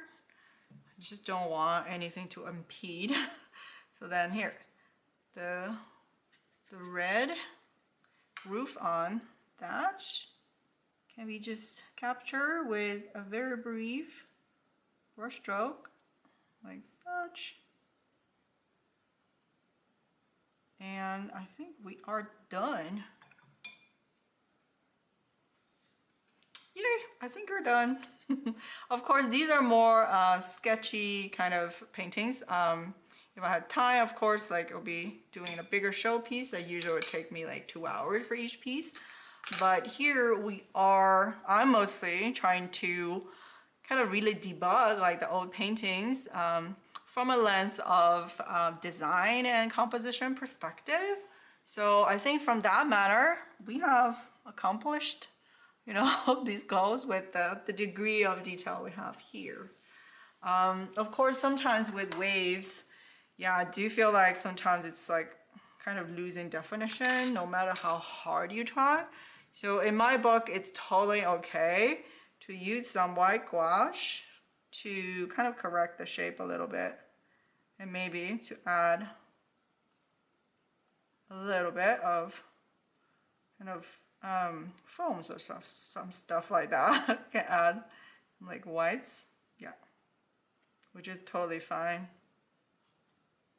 And sometimes the white gouache can add like some dimensions to your work as well. Cool. Yeah. So here is what we end up with today. Maybe it'll be helpful to just show everything before and after to you guys one more time, okay? But I really appreciate everybody joining and hanging out with me. It's been really fun. And definitely one of the more meaningful paint and chat I feel like I've done before. Not just doing a random painting, but actually really designing the painting and really question the notion, what do I want to get out of each piece, right? And then be very intentional. Center all of the decisions around that main idea. So that is what I'm trying to come across, right, with the storytelling workshop. And I hope you guys also get to leverage this framework, or at least simply ask yourself, what is the one main idea I want to get out of this piece? And even that can go a long way. So let me gather the old and the new pieces, okay, and then show you guys one last time. Oops, trying to escape from me. Okay, so the paintings we have done today. First scene is, this is before, this is today, okay, 10 years difference.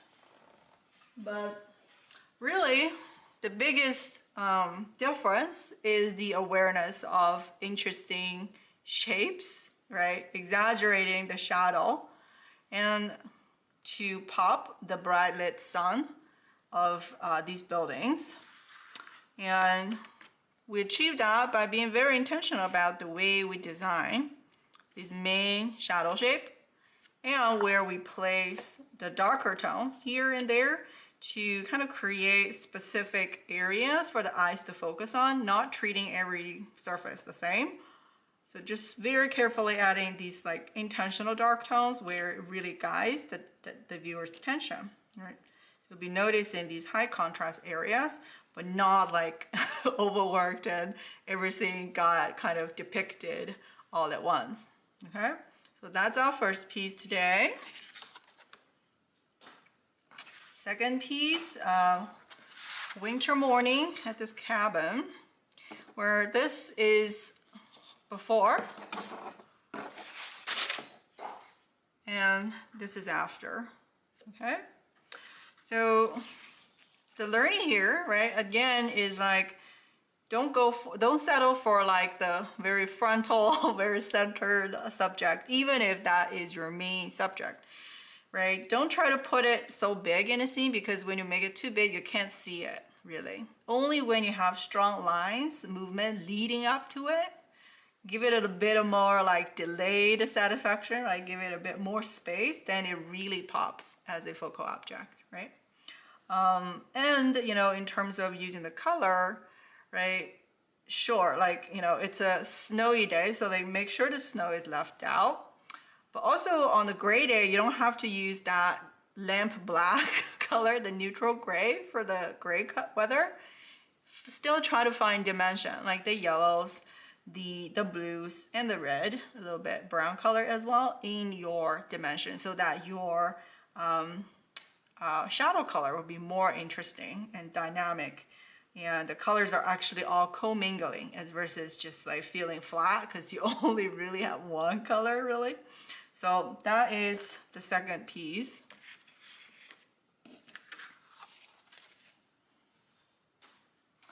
Now, last piece, this is the Hecata Lighthouse, yeah, Hecata Lighthouse in Oregon.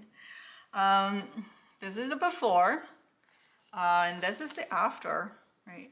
So it just really shows you, like, if you want something to be monumental, don't pick a panoramic view like a long distance camera lens, but pick it a view as if you are overlooking it, like from distance, and your eye level is probably lower than this cliff. So make it lower, right? Don't make it taller by putting the horizon like that far up, right? And then just focus on really where the biggest contrast is in terms of size difference.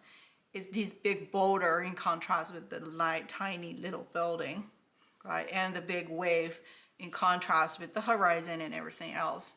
So lean into that, exaggerate that, and just focus on that as a wedge, as versus try to do the whole panoramic scene, which sometimes make your subject look smaller. And another thing is like really honing on, like don't be afraid to try different color combinations that is maybe, you know, pushed further in terms of the weather. Like usually sky is the lightest part of in our painting, but here you can push it to be darker and then calibrate everything else, right? To be really emphasizing that stormy weather at the ocean, which was the main idea. So I'm really leaning into that idea and start there, then make everything else kind of fall into place for that. So this is another kind of helpful learning, hopefully. But yeah, quite happy with how the old paintings repaint turned out. Yeah, it's just like really enjoyable exercise, and thank you guys for sticking around. It looks like folks are still around even after 2 hours, 2.5 hours almost. Cool. Awesome.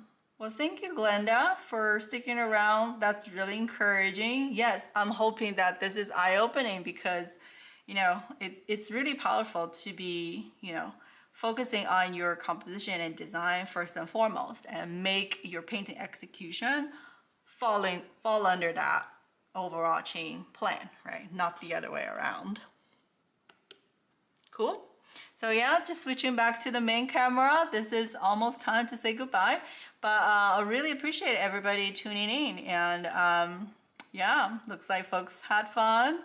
Yes, that's what I wanted. And you know, if you are part of the group on the storytelling workshop series, so we're in the middle of learning more about design and composition. So first, just really get that down. You know, I'm asking you to do black and white for now. So just do that.